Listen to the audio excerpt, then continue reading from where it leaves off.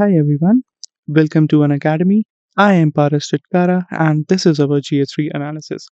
अब GS3 का paper कैसा है? According to me, it was a moderate paper. It wasn't easy. Easy नहीं था. दो कुछ keywords, कुछ questions आसान लगेंगे, but वहाँ हमें technical details, specific details लिखनी ज़रूरी हैं जिसके बिना मार्क्स नहीं मिलेंगे. ठीक है, जैसे उसने सेंडाई फ्रेमवर्क के गोल्स पूछ लिए तो तुम्हें वहाँ सारे 7 गोल्स मेंशन करने पड़ेंगे. उसके बिना वो मार्क्स नहीं देगा. एंड अगेन पीवाईक्यू से कुछ थीम्स रिपीट हुई, कुछ थीम्स हमने ऑलरेडी प्रेडिक्ट की थी, जैसे सोशल मीडिया हो गया. अर्बन फ्लडिंग बोला था कि इस बार आएगा ही आएगा, अर्बन फ्लडिंग या हीट वेव एक आएगा दोनों में से, और अर्बन फ्लडिंग आ गया.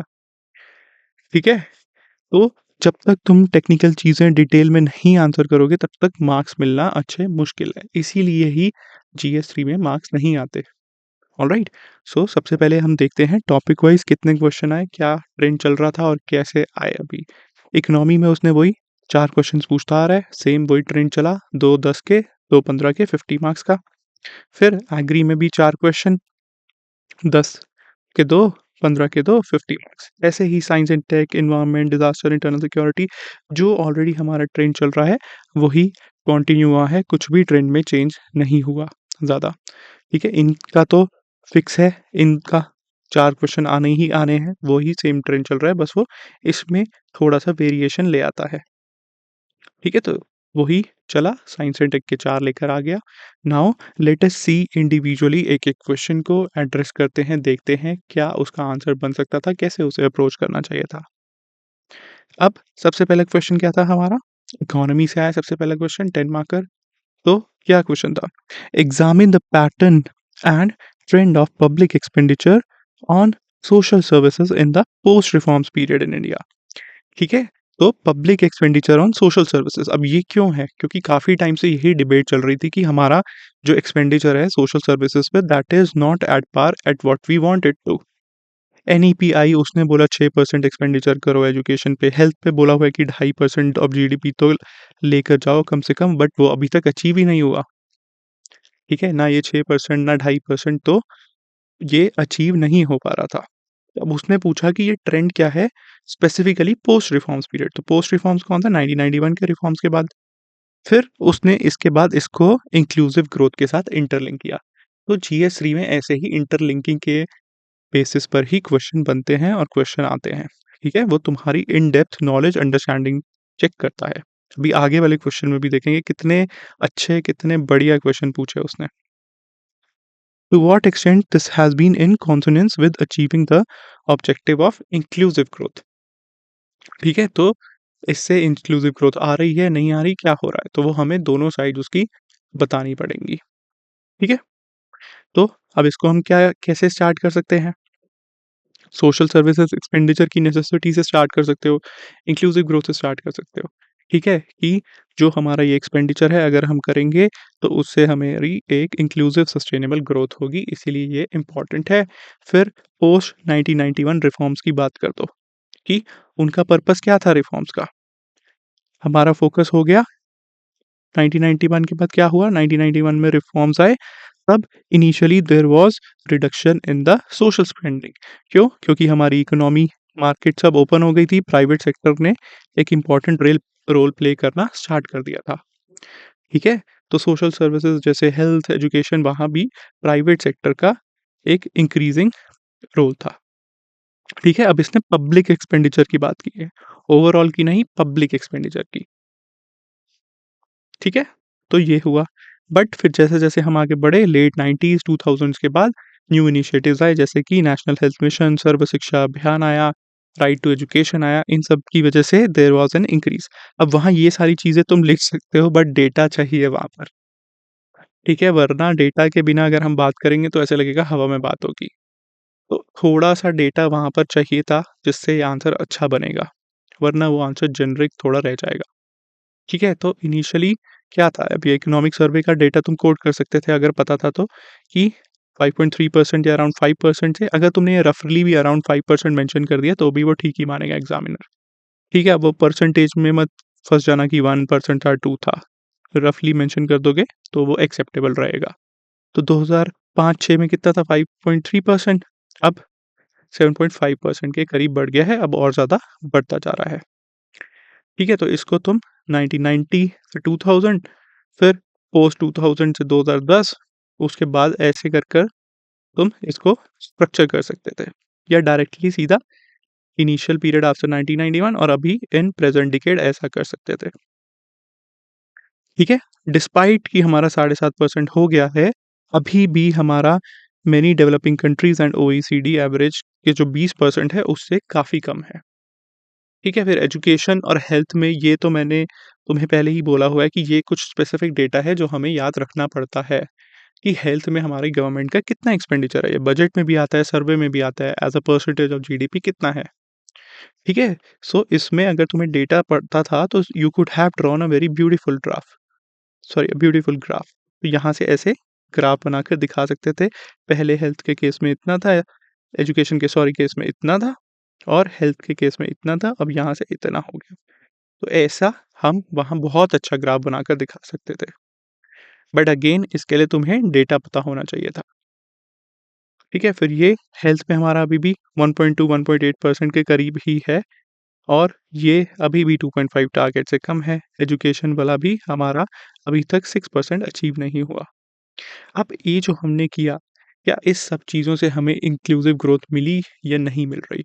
अब उसकी दोनों आर्ग्यूमेंट्स आएँगे, क्योंकि ये 10 पेजर है, 10 मार्कर है सॉरी, तो हमें 2 पेज में लिखना है इसको। तो पहले पेज में हमने वो एक्सपेंडिचर वाला पार्ट एड्रेस कर दिया, सेकंड पेज पे हम इंक्लूसिव ग्रोथ की बात कर लेंगे। तो उसके लिए भी हमें बताना पड़ेगा कि जीडीपी बढ़ गई, इतने मिलियन हमने निकाल दिए मल्टी डायमेंशनल पॉवर्टी इंडेक्स से, ठीक है? वो यूएन की रिपोर्ट आई थी। फिर एम्प्लॉयमेंट प्रोवाइड करी हमने, अनएम्प्लॉयमेंट रेट कम हो गया है आज की डेट में, पहले ज़्यादा हुआ करता था। ऑलराइट? फिर फाइनेंशियल इंक्लूजन के लिए इनिशिएटिव्स लेकर आए, जैसे जनधन योजना, आधार, मोबाइल, जैम, ट्रिनिटी लेकर आए। इससे फाइनेंशियल इंक्लूजन हमारी बढ़ गई। ठीक है, और this led to inclusive growth. अब इसमें कुछ और पैरामीटर्स देने थे, दे सकते थे। वुमेन का पार्टिसिपेशन, वल्नरेबल सेक्टर का पार्टिसिपेशन बढ़ गया। ठीक है, तो यही इसका पर्पस था। अब आर्ग्यूमेंट्स क्या आएंगे, क्यों नहीं हुई इंक्लूसिव ग्रोथ, क्या इश्यूज हैं? इश्यूज वही हैं अभी भी कि लेबर फोर्स पार्टिसिपेशन वुमेन का बहुत कम है, हमारी जो एजुकेशन आउटकम्स हैं वो अचीव नहीं हुए। ठीक है, डिजिटल डिवाइड अभी भी बहुत ज़्यादा है। पॉवर्टी अभी भी we have not been able to eliminated, around 373 million या 30-40 करोड़ पॉपुलेशन अभी भी पॉवर्टी में है, and 8.8% in extreme multi dimensional poverty. ठीक है, तो ये बताना था। फिर जेंडर के पर्सपेक्टिव से बता सकते थे, तो ऐसा यू कुड हैव रिटन इसका आंसर। ऑलराइट, तो उससे हम कवर कर लेते हैं। उसके बाद अगर स्पेस बच रही थी तो कंक्लूजन में लिख देना चाहिए था हमें कौन सी अप्रोच की ज़रूरत है, हमारा क्या विजन होना चाहिए। तो उसमें कोई नीति वगैरह की रिपोर्ट डाल दो, प्रायोरिटी एरियाज उसने आइडेंटिफाई किए हैं, जैसे हेल्थ, एजुकेशन, इंक्लूजन। ठीक है, ये सारे एरियाज आइडेंटिफाई किए हैं फॉर इंक्लूसिव सस्टेनेबल ग्रोथ और सबका साथ सबका विकास। ऑलराइट, तो ये सारी चीज़ें उसमें आंसर में डाली जा सकती थी। अब चलते हैं हमारे नेक्स्ट क्वेश्चन पे। नेक्स्ट क्वेश्चन क्या है हमारा, what are the causes of persistence high. अब ये देखो कितना बढ़िया अच्छा सुंदर क्वेश्चन बनाया है उसने, जो सिंपल हमारी अंडरस्टैंडिंग चेक करता है। क्या है, परसिस्टेंस हाई फूड इन्फ्लेशन क्यों है, कॉजेज क्या हैं उसके। Comment on the effectiveness of monetary policy of the RBI to control this type of inflation. अब food inflation was in news बहुत दिनों से, इंडियन एक्सप्रेस हो, हिंदू हो, सब में भर भर कर एडिटोरियल आ रहे थे, एक्सप्लेन सेक्शन में आ रहा था कि आरबीआई कुछ कर पाएगी, नहीं कर पाएगी, क्या दिक्कत है, ख़त्म हो गई या नहीं हुई। ठीक है, अब दिक्कत हमारे पास आंसर लिखते हुए क्या आएगी वहाँ पर? वहाँ आंसर लिखते हुए हमारे पास इश्यू आएगा कि हाई फूड इन्फ्लेशन हम उसको कैसे दिखाएँगे? हमें एग्ज़ैक्ट डेटा थोड़ा-सा पता होना चाहिए। जनरल तो हमें पता है कि अराउंड 5% के आस-पास चल रही थी। ठीक है, 5.4% के आस-पास चल रही थी सीपीआई वगैरह। बट जो हमारा एग्ज़ैक्ट फूड इन्फ्लेशन वाला है, वो कितना चल रहा था? ठीक है, तो उसका एक हमारे पास डेटा या फिगर होनी चाहिए थी। ठीक है, तो क्या था? क्यों है फूड इन्फ्लेशन हाई? इसके कॉजेज़ बताने हैं सबसे पहले। क्या कॉजेज़ हैं? सबको पता है क्या कॉजेज़ हैं? क्या कॉजेज़ हैं? सप्लाई साइड और डिमांड साइड दोनों में ही कॉजेज़ हैं। ठीक है? सप्लाई साइड में क्या है? सप्लाई चेन डिसरप्शन हो गई, एक्सट्रीम वेदर इवेंट्स आते हैं, ड्रॉट, साइक्लोन, सुनामी जिससे नुकसान होता है। अब वहाँ पर ऐसा डेटा डालकर दिखाया जा सकता है कि इकोनॉमिक सर्वे ने बोला है इससे 1.5% हमारा जीडीपी लॉस होता है। फिर फार्मिंग इक्विपमेंट नहीं है, राइजिंग इनपुट कॉस्ट होती जा रही है, दैट हैज़ बीन शोन कि ग्लोबल क्रूड ऑयल प्राइसेस बढ़े, फर्टिलाइजर्स सबकी हमारी fuel, electricity, fertiliser cost increase होती जा रही है। तो ये सब हमारा आ गया इनपुट साइड में। ठीक है? अब समझो, अगर फूड का रेट बढ़ रहा है, मार्केट में तुम्हें महँगा मिल रहा है अनाज, महँगी मिल रही है सब्ज़ी, तो इसका मतलब क्या हो गया?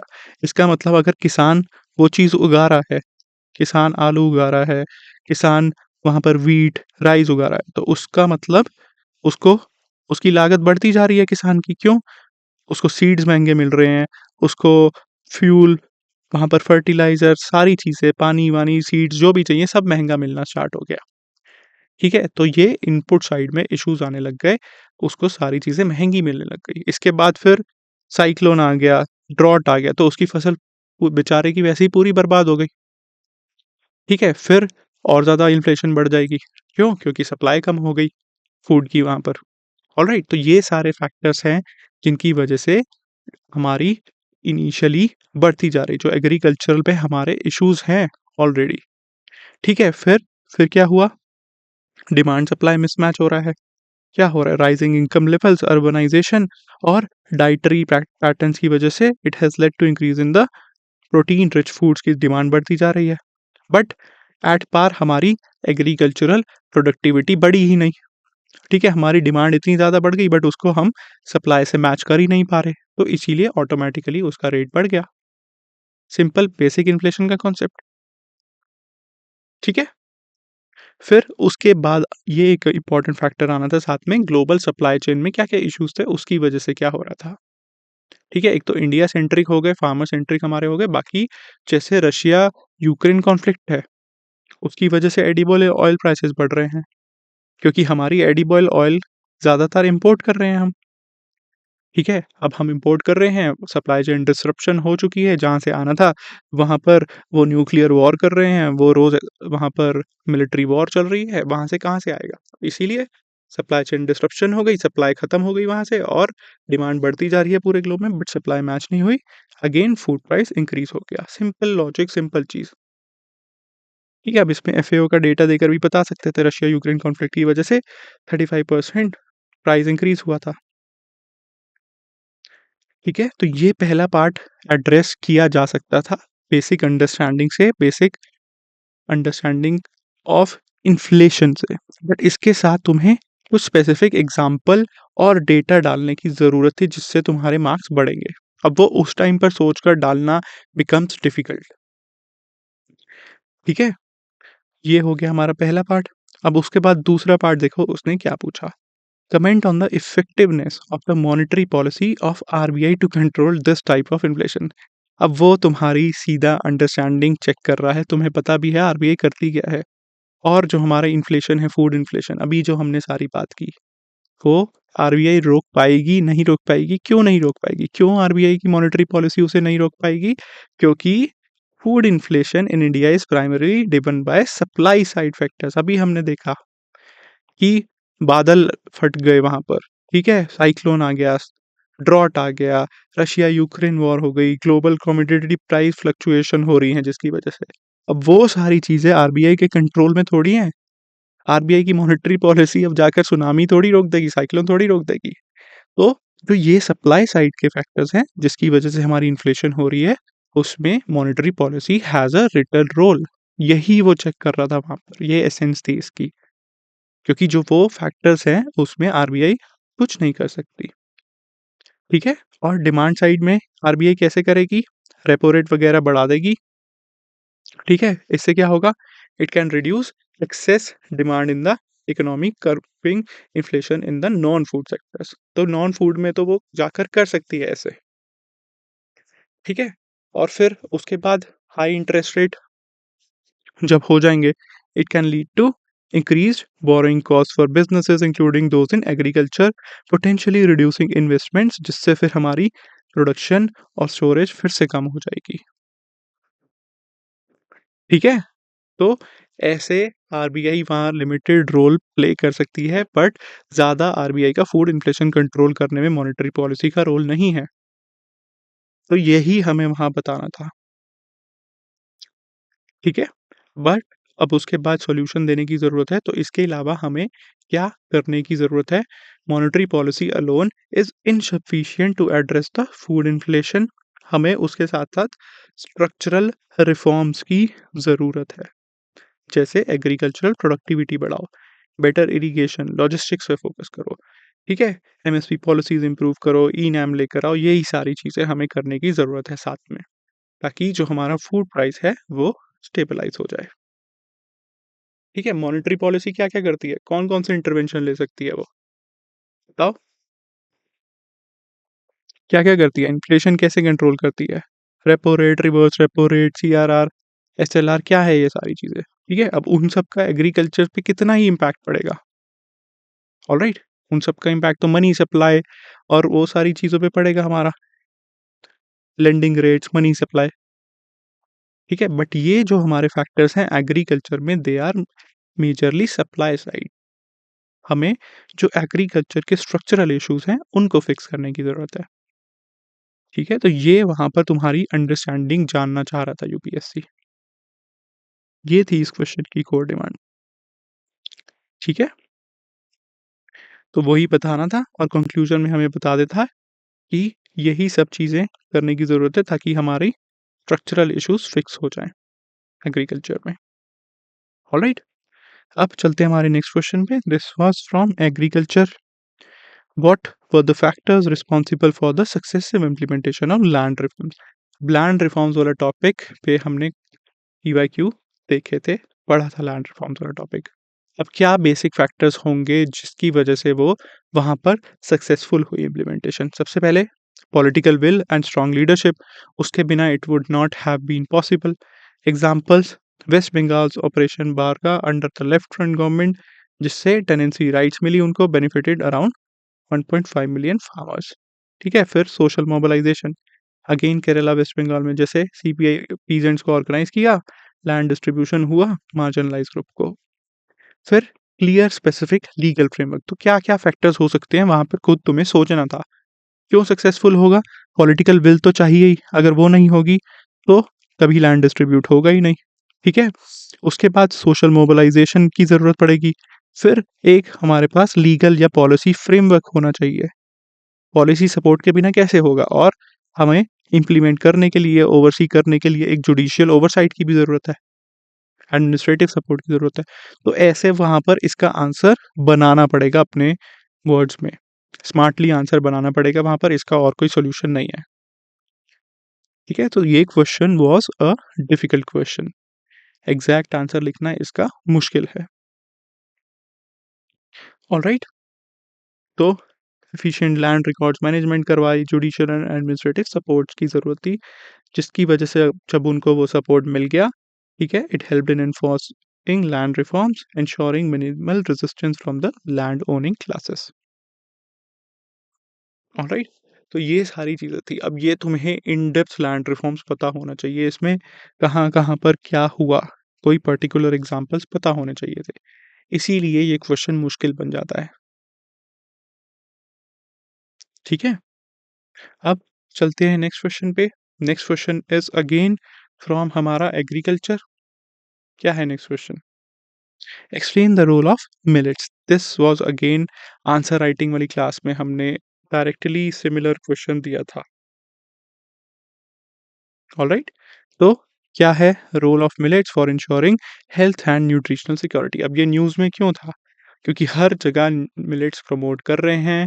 2023 को international rule year of millets की तरह we are celebrating. 2023 is being celebrated as international year of millets. अब इसके पिछली बार आने के ज़्यादा चांसेस है 2023 के मेंस में, बट उसने पिछली बार नहीं पूछा और 2024 में लेकर आ गया। तो ऐसे ही कॉन्टेम्प्ररी इश्यूज जो चल रहे होते हैं, उनको हमें समझने की ज़रूरत है। ठीक है? तो वो उन्हीं कंटेम्पररी इश्यूज को उठाकर पीवाईक्यू की थीम से लिंक कर कर पूछ सकता है। ऑलराइट, तो पहले हम इसको कैसे स्टार्ट करते थे बता देंगे। मिलेट्स कौन कौन से होते हैं, एग्जाम्पल दे दो कुछ।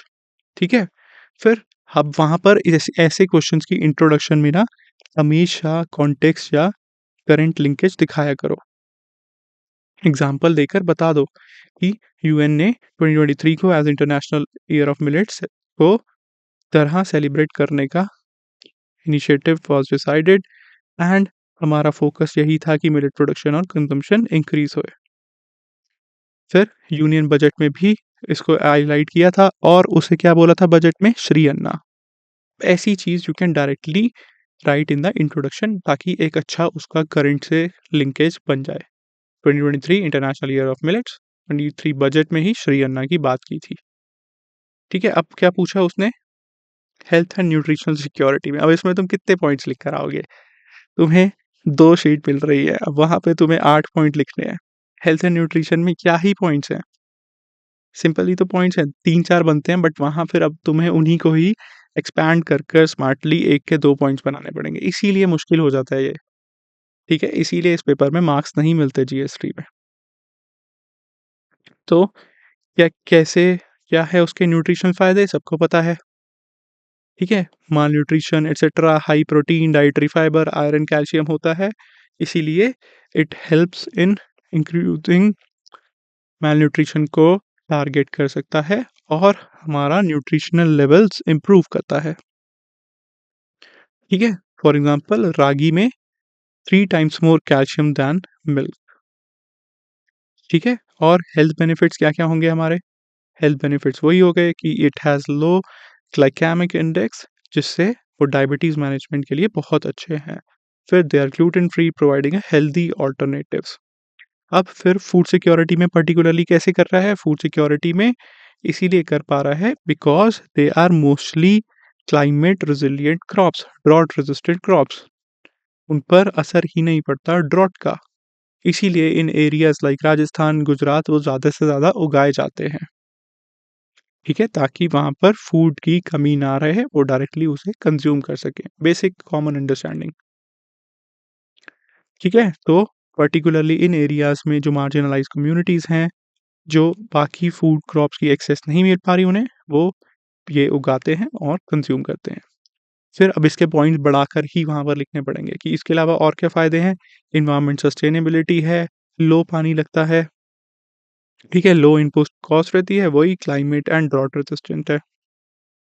अगेन फिर इसके अलावा how else it will help, income diversification. ऐसे में what you could have done is 4 point वो लिख दिए हेल्थ एंड न्यूट्रिशन के, उसके बाद लिख दो अदर बेनिफिट्स ऑफ मिलेट्स। एक नई सब हेडिंग तुम खुद डाल दो। पूछा नहीं उसने, बट तुम्हें वहाँ डालनी पड़ेगी क्योंकि तुम्हारे पास इतनी स्पेस खाली बची है, वो खाली छोड़ थोड़ी आओगे। तो अदर बेनिफिट्स ऑफ मिलेट्स डाल दो, उसके बाद डाल दो कि गवर्नमेंट ने क्या-क्या इनिशिएटिव्स लिए हैं, फिर एक हमारा कंक्लूजन आ जाएगा। ऐसे ही इसको अप्रोच किया जाएगा वहाँ पर, वरना इस पर 2 पेज लिखना मुश्किल हो जाएगा। पॉइंट्स नहीं लिखोगे तो एग्ज़ामिनर मार्क्स नहीं देगा। ऐसे तो मैं इसको एक लाइन में कोई भी लेमैन बता दे कि भाई तू मिलेट्स क्यों उगा रहा है? ठीक है? तो क्या-क्या है और फ़ायदे? इनकम डाइवर्सिफ़िकेशन होती है। ठीक है? कर्नाटका देख लो, राजस्थान देख लो, गुजरात देख लो, तो इनकम स्टेबिलिटी मिलेगी, इकोनॉमिक सस्टेनेबिलिटी आएगी और फिर लास्ट में हम बता सकते थे गवर्नमेंट ने क्या-क्या इनिशिएटिव्स लिए हैं एंड उसके बाद कंक्लूजन आ जाएगा हमारा।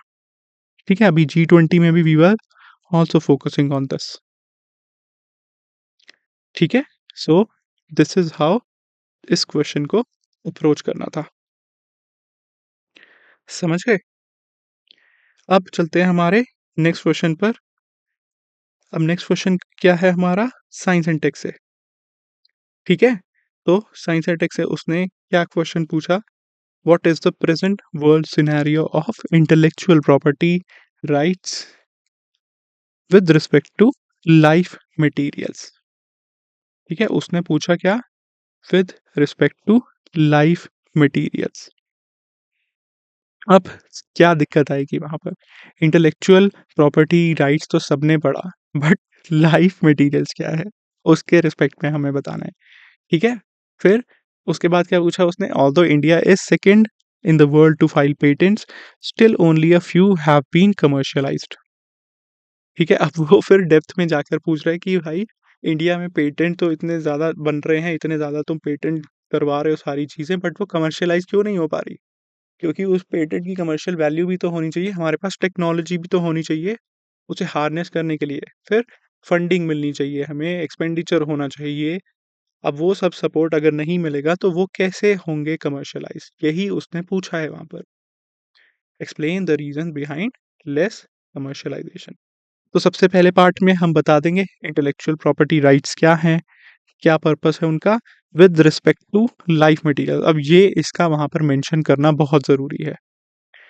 इंट्रो में ही इसको बता देना चाहिए था। अब लाइफ मटेरियल्स में क्या-क्या है? It includes material such as biotechnology, pharma, genetically modified organisms. अब इसके अलावा और भी हो सकते हैं life materials. It is not just restricted to this, ठीक है? अब इनके लिए क्या पूछा उसने? प्रेज़ेंट वर्ल्ड सिनेरियो क्या है? वर्ल्ड सिनेरियो क्या है? कौन-कौन उसे गवर्न करना है? वही ट्रिप्स का लिख देते, डब्ल्यूटीओ एटसेट्रा, ठीक है? Developed nations like US, EU, Japan, they are the leading. हर जगह वही लीड कर रहे हैं with respect to life materials, biotech, pharma innovations में। व्हेयरएज़ अब इंडिया का अगर केस देखें तो क्या है? इंडिया नहीं कर पा रही।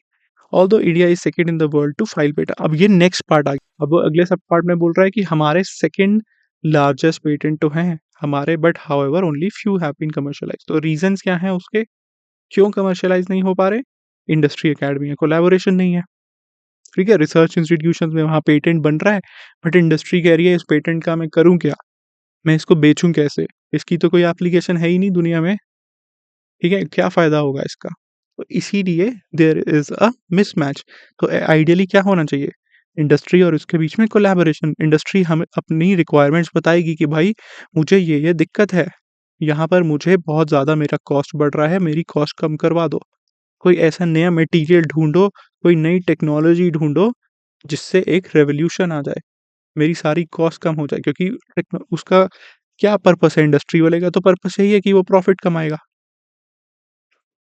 ठीक है? बट एकेडमिया अपनी अलग दुनिया में है। तो इसीलिए जो मिसमैच है, कोलैबोरेशन नहीं है, उससे there are being different patents जिसका इंडस्ट्री यूज़ नहीं कर पा रही। उसके बाद उनका कोलैबोरेशन ही नहीं है उनके साथ जिससे वो कमर्शियलाइज़ कर सकें, क्योंकि वो मना कर रहे हैं कि हम क्या करें ऐसे पेटेंट का, ठीक है? फिर हमारे पास weak infrastructure and support system, ये सब वहाँ पॉइंट्स बनाकर लिखे जा सकते थे, बट अगेन स्पेसिफिक एग्ज़ाम्पल चाहिए रहेगा, ठीक है? तो ये सारी चीज़ें हो जाएँगी। फिर आर-एन-डी फंडिंग नहीं है, आर-एन-डी में एक्सपेंडिचर बहुत कम है हमारा, और रेगुलेटरी हर्डल्स हैं विद रिस्पेक्ट टू स्पेसिफिकली हमारे जो लाइफ मटेरियल्स अगर हम माने, बायोटेक्नोलॉजी, बायोफार्मा, वो सारी चीज़ों में। ऑलराइट? जैसे genetically modified crops, genetically modified organisms, अभी भी जीएम मस्टर्ड, जीएम क्रॉप्स का नाम लेते ही प्रोटेस्ट स्टार्ट हो जाते हैं। ऑलराइट? तो ये सारे फैक्टर्स हैं जिसकी वजह से वो हम कमर्शियलाइज़ नहीं कर पाते। अब नेक्स्ट क्वेश्चन पे चलते हैं हमारे। नेक्स्ट क्वेश्चन क्या है हमारा? What is the technology, science and tech से आ गया। What is the technology being employed for electronic toll collection on highways? Same question हमने डिस्कस किया था इसी साइंस एंड टेक वाली वीडियो में अपनी, ठीक है? यही बताया था ना मैंने कि ऑलरेडी जो हमारा एग्जिस्टिंग फ्रेमवर्क है उसमें क्या-क्या यूज़ करें। वो क्या पूछा कि अभी कौन-सी टेक्नोलॉजी यूज़ कर रहे हैं, उसकी एडवांटेजेस और लिमिटेशंस बताओ। क्या प्रपोज़ चेंजेस हैं इसको सीमलेस बनाने के लिए? Would this transition carry any potential hazards? ठीक है, तो हमें पता है क्या इश्यूज़ हैं, क्या-क्या चल रहा था। सारी चीज़ें हमने यहाँ पर वीडियो में डिस्कस की थी। क्या इश्यूज़ था? सबसे पहले दिक्कत थी हमारी फास्टैग्स के साथ। हुँ। तो यहाँ तुम्हें लिख कर आना था कि फास्टैग कौन सी टेक्नोलॉजी यूज़ कर रहे थे? आरएफआईडी यूज़ कर रहे थे, ठीक है? फिर हमने क्या देखा था, क्या चैलेंजेस थे? आधे से ज़्यादा टाइम या सेंसर चलेगा नहीं, या हमारे अगर अकाउंट में पैसे खत्म हो गए वॉलेट में, तो फिर वहाँ पर फिर से लंबे-लंबे जाम लग रहे थे। ठीक है? तो वो हमारा जो पर्पस था सीमलेस बनाने का, वो अचीव नहीं हुआ। तो पहले हम बताएँगे, फास्टैग्स थे, आरएफआईडी हुआ करता था, ये मेंशन करना बहुत ज़रूरी था, आरएफआईडी और फास्टैग। ठीक है? फिर उसके चैलेंजेस क्या थे, उसके एडवांटेजेस क्या थे उसके देख लेते हैं। तो उसके साथ एक हमारा वॉलेट कनेक्टेड रहता था। एडवांटेजेस वही, टाइम सेविंग होंगे, पहले हम जाते थे, उनसे पैसे देते थे, खुद ले लेते थे, इतना टाइम लग जाता था। अब सीधा वो डिजिटल हो गया, ऑटोमैटिक डिडक्ट हो गया, तो that is time saving. Cost effective भी है, ठीक है? कैश हैंडलिंग की कम ज़रूरत पड़ेगी, स्पीड अप हो जाएगा, एनवायरनमेंट फ्रेंडली रहेगा। ऑलराइट, फिर लिमिटेशंस क्या हैं? स्कैनर इश्यूज़, आधे से ज़्यादा टाइम स्कैनर चलता नहीं है, वो वहाँ पर खड़े हो जाते हैं, एक पोल पकड़कर हाथ में, उस पे स्कैनर लगाकर मैनुअली स्कैन कर रहे होते हैं, ठीक है? फिर कुछ लोगों ने तो अपने ट्रक पर कार का अपने ट्रक्स पर ट्रांसपोर्ट ऑपरेटर ने कार के फास्टैग्स लगा लिए, ताकि वो स्कैम कर सकें टोल ऑपरेटर्स को, ठीक है?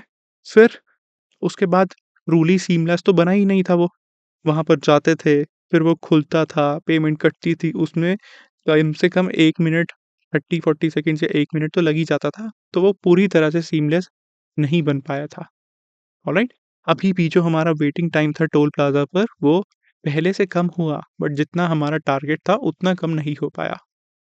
तो क्या प्रपोज़ किया हमने? सैटेलाइट बेस्ड टोल कलेक्शन की बात चल रही थी। अब ये देखो, ये डायरेक्टली न्यूज़ में चल रही थी बात, कंटेम्परेरी इश्यू था, उसी को ही उसने उठाकर पूछ लिया। तो इसीलिए जब भी ऐसी कोई टेक्नोलॉजी होती है ना, तो हमेशा उसमें समझना चाहिए कि उसकी अंडरलाइंग टेक्नोलॉजी क्या है?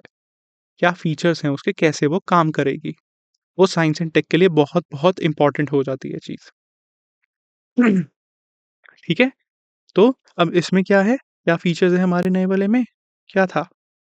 GPS based satellite based toll collection, GNSS को यूज़ करेगा, ऑन बोर्ड तुम्हारा एक डिवाइस रहेगी जो ट्रैक करेगी। तुम अंदर वहाँ से एंटर करोगे, तभी पहली बार वो ट्रैक कर लेगी, फिर जितना डिस्टेंस तुम ट्रैवल करोगे, उसके बेसिस पर जब तुम एग्ज़िट करोगे, वो कैलकुलेट हो जाएगा और उसके बेसिस पर पैसे कट जाएँगे। ठीक है? तो इसके लिए हमारा क्या फ़ायदा होगा? जो अभी हमारे वहाँ इलेक्ट्रॉनिक बम बैरियर्स होते हैं, उसकी भी हमें ज़रूरत नहीं पड़ेगी। वो खुलते हैं, बंद होते हैं, कभी खुलते नहीं हैं, तो उसकी यहाँ पर ज़रूरत ही खत्म। ठीक है? तो ट्रूली ये फ्री फ्लो हो जाएगा, एफिशिएंसी बढ़ जाएगी। अब इसके साथ उसने पूछा उसके पोटेंशियल हैज़ार्ड्स, हैज़ार्ड्स क्या हैं इसके? अब पहली बात तो हैज़ार्ड्स वर्ड उसको यूज़ नहीं करना चाहिए था। ऐसा क्या पोटेंशियल हैज़ार्ड है? सीधा ही चैलेंजेस लिखना चाहिए था। ठीक है? क्या-क्या इश्यूज़ हैं उसके साथ? टेक्नोलॉजिकल रेडीनेस रहना पड़ेगा। अब मान लो किसी ने अगर सैटेलाइट ही हैक कर ली, जस्ट फॉर एन एग्ज़ाम्पल, होता है, कभी वहाँ पर नेविगेशन सैटेलाइट्स काम नहीं कर रही, तो टोल कलेक्शन होएगा ही नहीं। पूरे देश में टोल कलेक्शन ही ठप हो जाएगा। अगर एक बार सैटेलाइट हैक हो गई, तो क्रिटिकल इंफ्रास्ट्रक्चर क्रिटिकल इंफ्रास्ट्रक्चर में आ गया वो हमारा, and it is prone to cyber attacks. होते हैं, ठीक है? जीपीएस पे साइबर अटैक्स होते हैं, जीपीएस बेस्ड साइबर अटैक्स, ठीक है? तो एवरीथिंग कैन बी डन। उसके बाद पुराने जो व्हीकल्स हैं, उसमें फिट करना वुड हैव बीन टफ। सबसे बड़ा इश्यू डेटा प्राइवेसी का एंड सिक्योरिटी का। कौन कब आ रहा है, सब सरकार को पता रहेगा। आज तुम अपनी गाड़ी लेकर यहाँ से निकले, इस टोल बूथ पर, इस रोड पर तुम कितनी देर कब-कब चले, कहाँ क्या किया, सब कुछ उन्हें पता रहेगा, ठीक है? सबसे बड़ा इश्यू रहेगा हमारा डेटा प्राइवेसी एंड सिक्योरिटी का। तो कोई भी अगर वो इन्फॉर्मेशन एक बार लीक हो गई, anyone can have access to all your travel related information. कब कहाँ गए, क्या किया, सारी इन्फॉर्मेशन बाहर आ जाएगी, ठीक है? उसके बाद जब इनिशियली हम जाएँगे, ऑब्वियसली न्यू टेक्नोलॉजी आएगी, तो इम्प्लीमेंटेशन में चैलेंजेस आएँगे। सो यही सारी चीज़ें लिख कर आनी थी। इसमें डेटा प्राइवेसी वाला, टेक्नोलॉजिकल रेडीनेस और पोटेंशियल ऑफ नेविगेशन सिस्टम अगर डिसरप्ट हो गया कभी, तो क्या होगा? उसकी बात करनी थी, ठीक है? So this again was a direct expected question था ये, हमने बोला था करंट अफेयर्स वाले भी पढ़ते हुए कि वो इसकी अंडरलाइंग टेक्नोलॉजी पूछ सकता है, और वही उसने पूछा। ठीक है, अब नेक्स्ट क्वेश्चन पे देखते हैं। नेक्स्ट क्वेश्चन है हमारा एनवायरनमेंट से। तो क्या पूछा उसने, देखो कितना कॉमन सेंस वाला सिंपल क्वेश्चन पूछा पहले तो। Industrial pollution pollution of river in significant environmental issue है। हम्म, ठीक है, अब ये सबको पता है। तुम 5th क्लास से पढ़ते हुए आ रहे हो, 6th क्लास, 7th क्लास, हर क्लास में तुमने यही पढ़ा है कि नदी में पॉल्यूशन हो रहा है। ठीक है, अब ये सबको पता है। अब इसके बाद वाला पार्ट देखते हैं। Discuss the various mitigation measures to deal with this problem and also the government's initiative. अब इस क्वेश्चन में कितने पार्ट हैं? 3 पार्ट में इसको एड्रेस करना है हमें, 3 सब पार्ट में। सबसे पहले हम बताएँगे कि कैसे वो एनवायरमेंटल इश्यू है। हमें वहाँ पर थोड़ा-सा डेटा, थोड़ा-सा रिपोर्ट मेंशन करना चाहिए था इसमें। ठीक है? उसके बाद फिर हम बताएँगे क्या इसके मिटिगेशन मेजर्स हैं, कैसे पॉल्यूशन कम करें? कैसे हम पॉल्यूशन को नदी में जाने से रोकें? कैसे रोक सकते हैं? इंडस्ट्री में फ़िल्टर लगा दो, सिंपल चीज़ है। देखते हैं आगे और क्या-क्या स्टेप्स ले सकते हैं। ठीक है? उसके बाद गवर्नमेंट ने क्या किया, वो बताना है।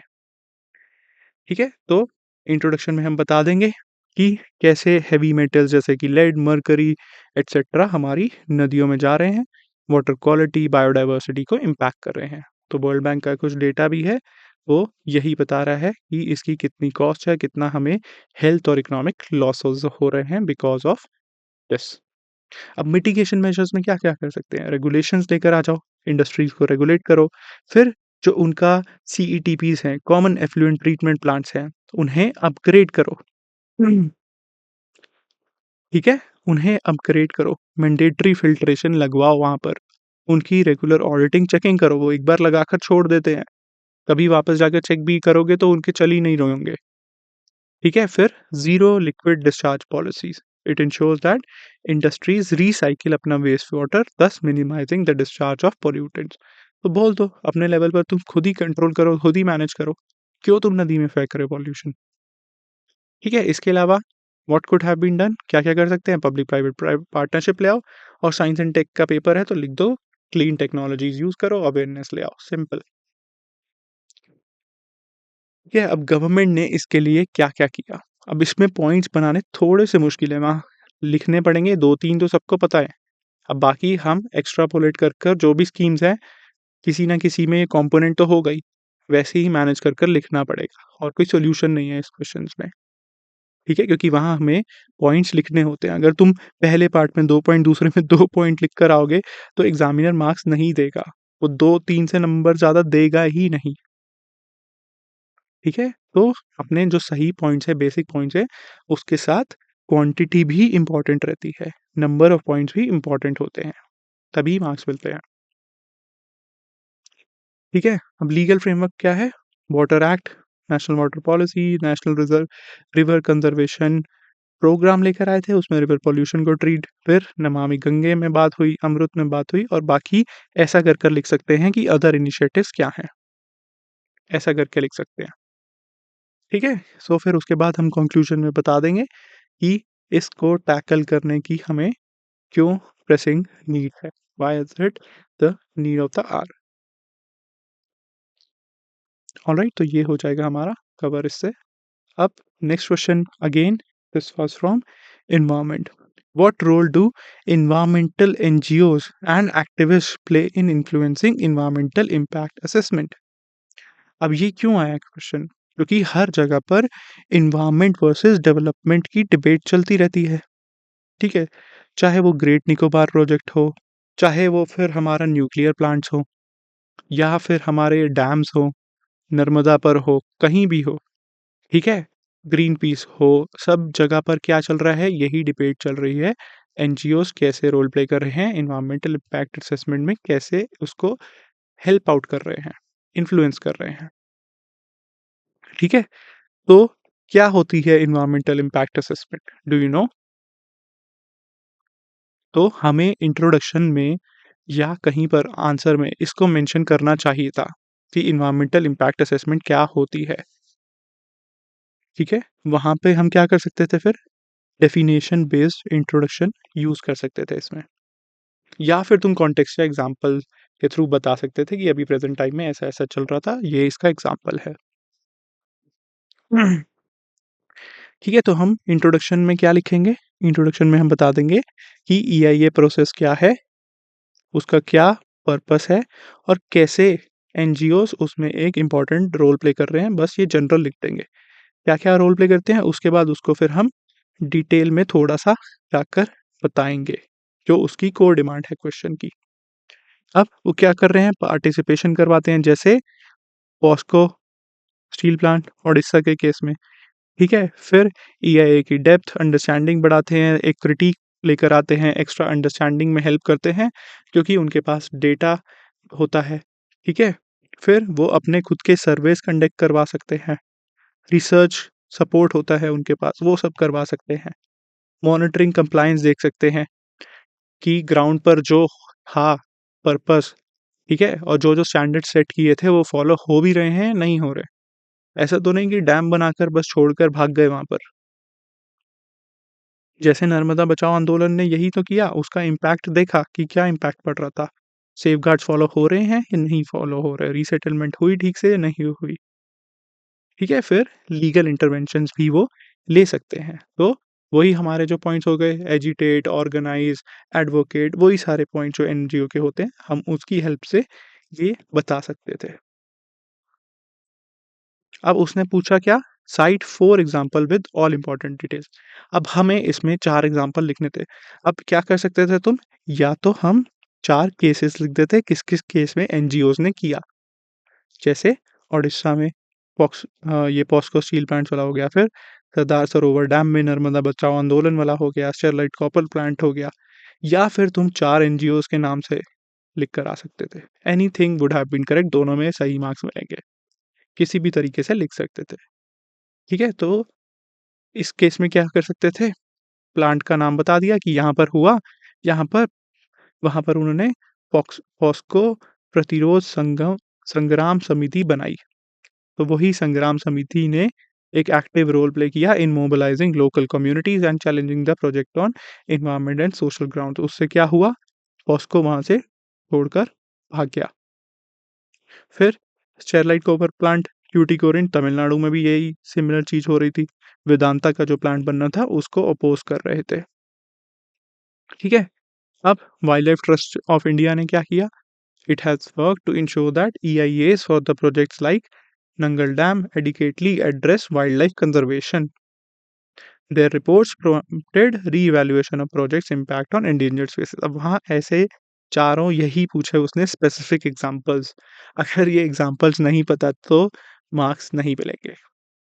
पहला part you could have addressed it, वो बेसिक अपनी नॉलेज अंडरस्टैंडिंग से एड्रेस किया जा सकता था। बट सेकंड पार्ट अगर नहीं आता, 4 एग्जांपल नहीं आते, तो क्या कहेगा एग्जामिनर? मैं मार्क्स भी तुम्हें 10 की जगह 4 में से ही दूँगा, क्योंकि तुम्हें सेकंड पार्ट इम्पोर्टेंट है, वो आता ही नहीं। ऑलराइट? तो यहाँ स्पेसिफिक हमें एग्ज़ाम्पल देने चाहिए थे। या हम डायरेक्टली प्रोटेस्ट कहाँ पर हुआ, कौन-सी साइट थी वो बता देते, या हम 4 एनजीओ को उठाकर दिखा देते कि कहाँ-कहाँ पर हुआ है। ठीक है? इसीलिए ये क्वेश्चन मुश्किल बन जाता है, इसीलिए ही मुश्किल रहता है जीएस3 में स्कोर करना, क्योंकि स्पेसिफिक हमें डिटेल में चीज़ें चाहिए होती हैं।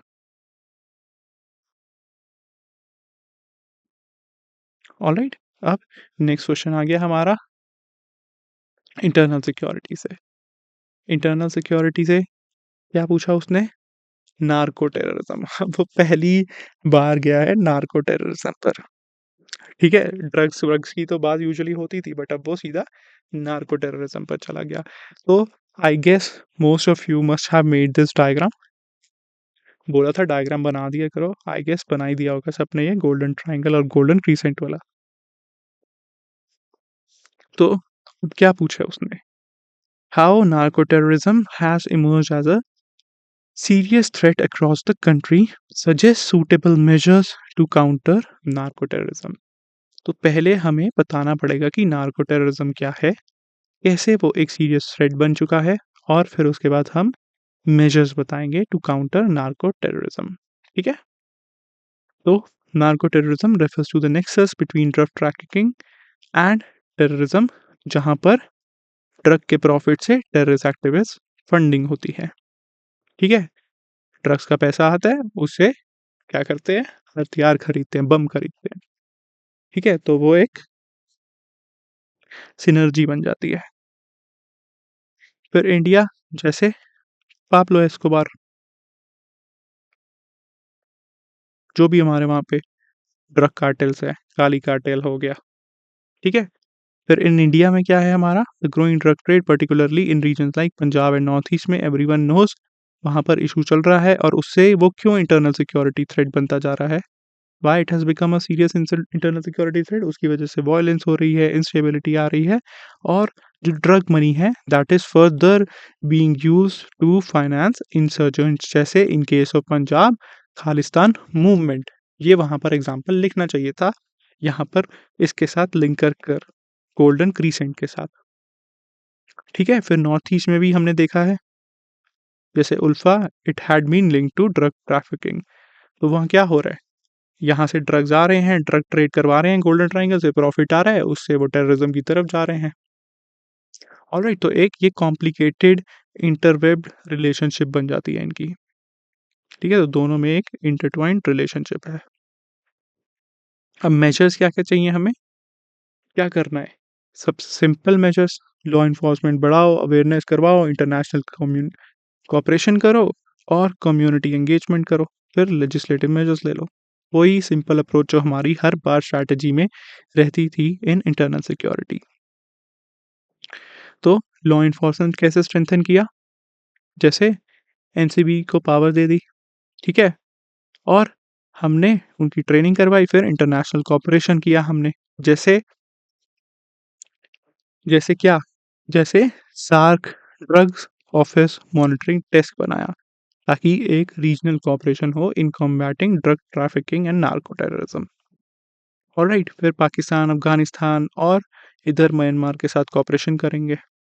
कम्युनिटी एंगेजमेंट, जैसे बाबा फरीद फाउंडेशन है पंजाब में, उस वो क्या कर रही है, अवेयरनेस कैंपेन चला रही है टू टैकल ड्रग यूज़। अब इसके अलावा गवर्नमेंट ने कुछ और भी इनिशिएटिव्स लिए हैं, जैसे एक हेल्पलाइन बना दी जहाँ पर तुम डायरेक्टली रिपोर्ट कर सकते हो ड्रग पेडलर्स को, ड्रग डीलर्स को। ठीक है, फिर लेजिस्लेटिव मेजर्स क्या लिया है, एनडीपीएस एक्ट 1985, उसमें हार्शर पनिशमेंट्स ले आए। ऑलराइट, तो यही सारी चीज़ें हैं, तो हमारे पॉलिसी इनिशिएटिव आएंगे लॉ इन्फोर्समेंट के, इंटरनेशनल कोऑपरेशन के और कम्युनिटी एंगेजमेंट के। तो आई गेस इस बेसिस पर ही सबने आंसर अपना लिखा होगा, एंड ये डूएबल था क्वेश्चन। ठीक है, बेस्ड अपॉन जो हमने पढ़ा है, जो हमारी अंडरस्टैंडिंग है, उसके बेसिस पर इसका आंसर वहाँ लिखा जा सकता था। अब अगला क्वेश्चन भी इंटरनल सिक्योरिटी से, the same trend is still continuing. Now some of you might consider it science and tech से बोलेंगे कुछ, बट डाटा प्रोटेक्शन बिल पर वो पहले भी पूछ चुका है क्वेश्चन। ठीक है, अब इसलिए एक्ट आ गया तो सीधा एक्ट पे पूछ लिया, फीचर्स मोर और लेस सेम ही हैं। ठीक है, तो क्या पूछा है, कॉन्टेक्स्ट एंड फेलियर फीचर्स। तो कॉन्टेक्स्ट क्या है, क्या कॉन्टेक्स्ट है, कॉन्टेक्स्ट वही है, concerns about personal data protection, privacy, security. Number of mobile users हमारे बढ़ते जा रहे हैं, सोशल मीडिया यूज़ कर रहे हैं, बट डेटा प्रोटेक्शन, प्रिवेसी का कोई हमारे पास फ्रेमवर्क ही नहीं है। डिजिटल टेक्नोलॉजी बढ़ गई, सारी डेटा ड्रिवन सर्विसेज हैं, डिजिटल इंडिया हो गया, आधार हो गया। ठीक है, अब इन सबको हम कैसे बचाएंगे, फिर हम यहाँ एग्जाम्पल डाल सकते थे इंट्रोडक्शन में ही, एक कॉन्टेम्प्ररी लिंकेज दिखाने के लिए एग्जाम्पल बेस्ड, कि जैसे आधार का डेटा लीक हो रहा है, हमारा क्रेडिट कार्ड डेटा लीक्स हो सकते हैं। ठीक है, फिर जोमेटो, उसके सारे पासवर्ड्स लीक हो गए, डोमिनोज के सारे पासवर्ड्स हैक हो गए, लीक हो गए। तो हर सारी सर्विसेज, चाहे गवर्नमेंट हो प्राइवेट हो, उसमें डेटा का रोल बढ़ता जा रहा है, इसीलिए हमें उसे प्रोटेक्शन के लिए एक फ्रेमवर्क की ज़रूरत है। तो ये हो जाता हमारा कॉन्टेक्स्ट बेस्ड, अच्छी सी इंट्रोडक्शन बन सकती थी इसकी, वही उसने पूछा है कि उसका कॉन्टेक्स्ट बताओ। ठीक है, और उसका पर्पस क्या है, it aims to align India's data protection standards with global practices.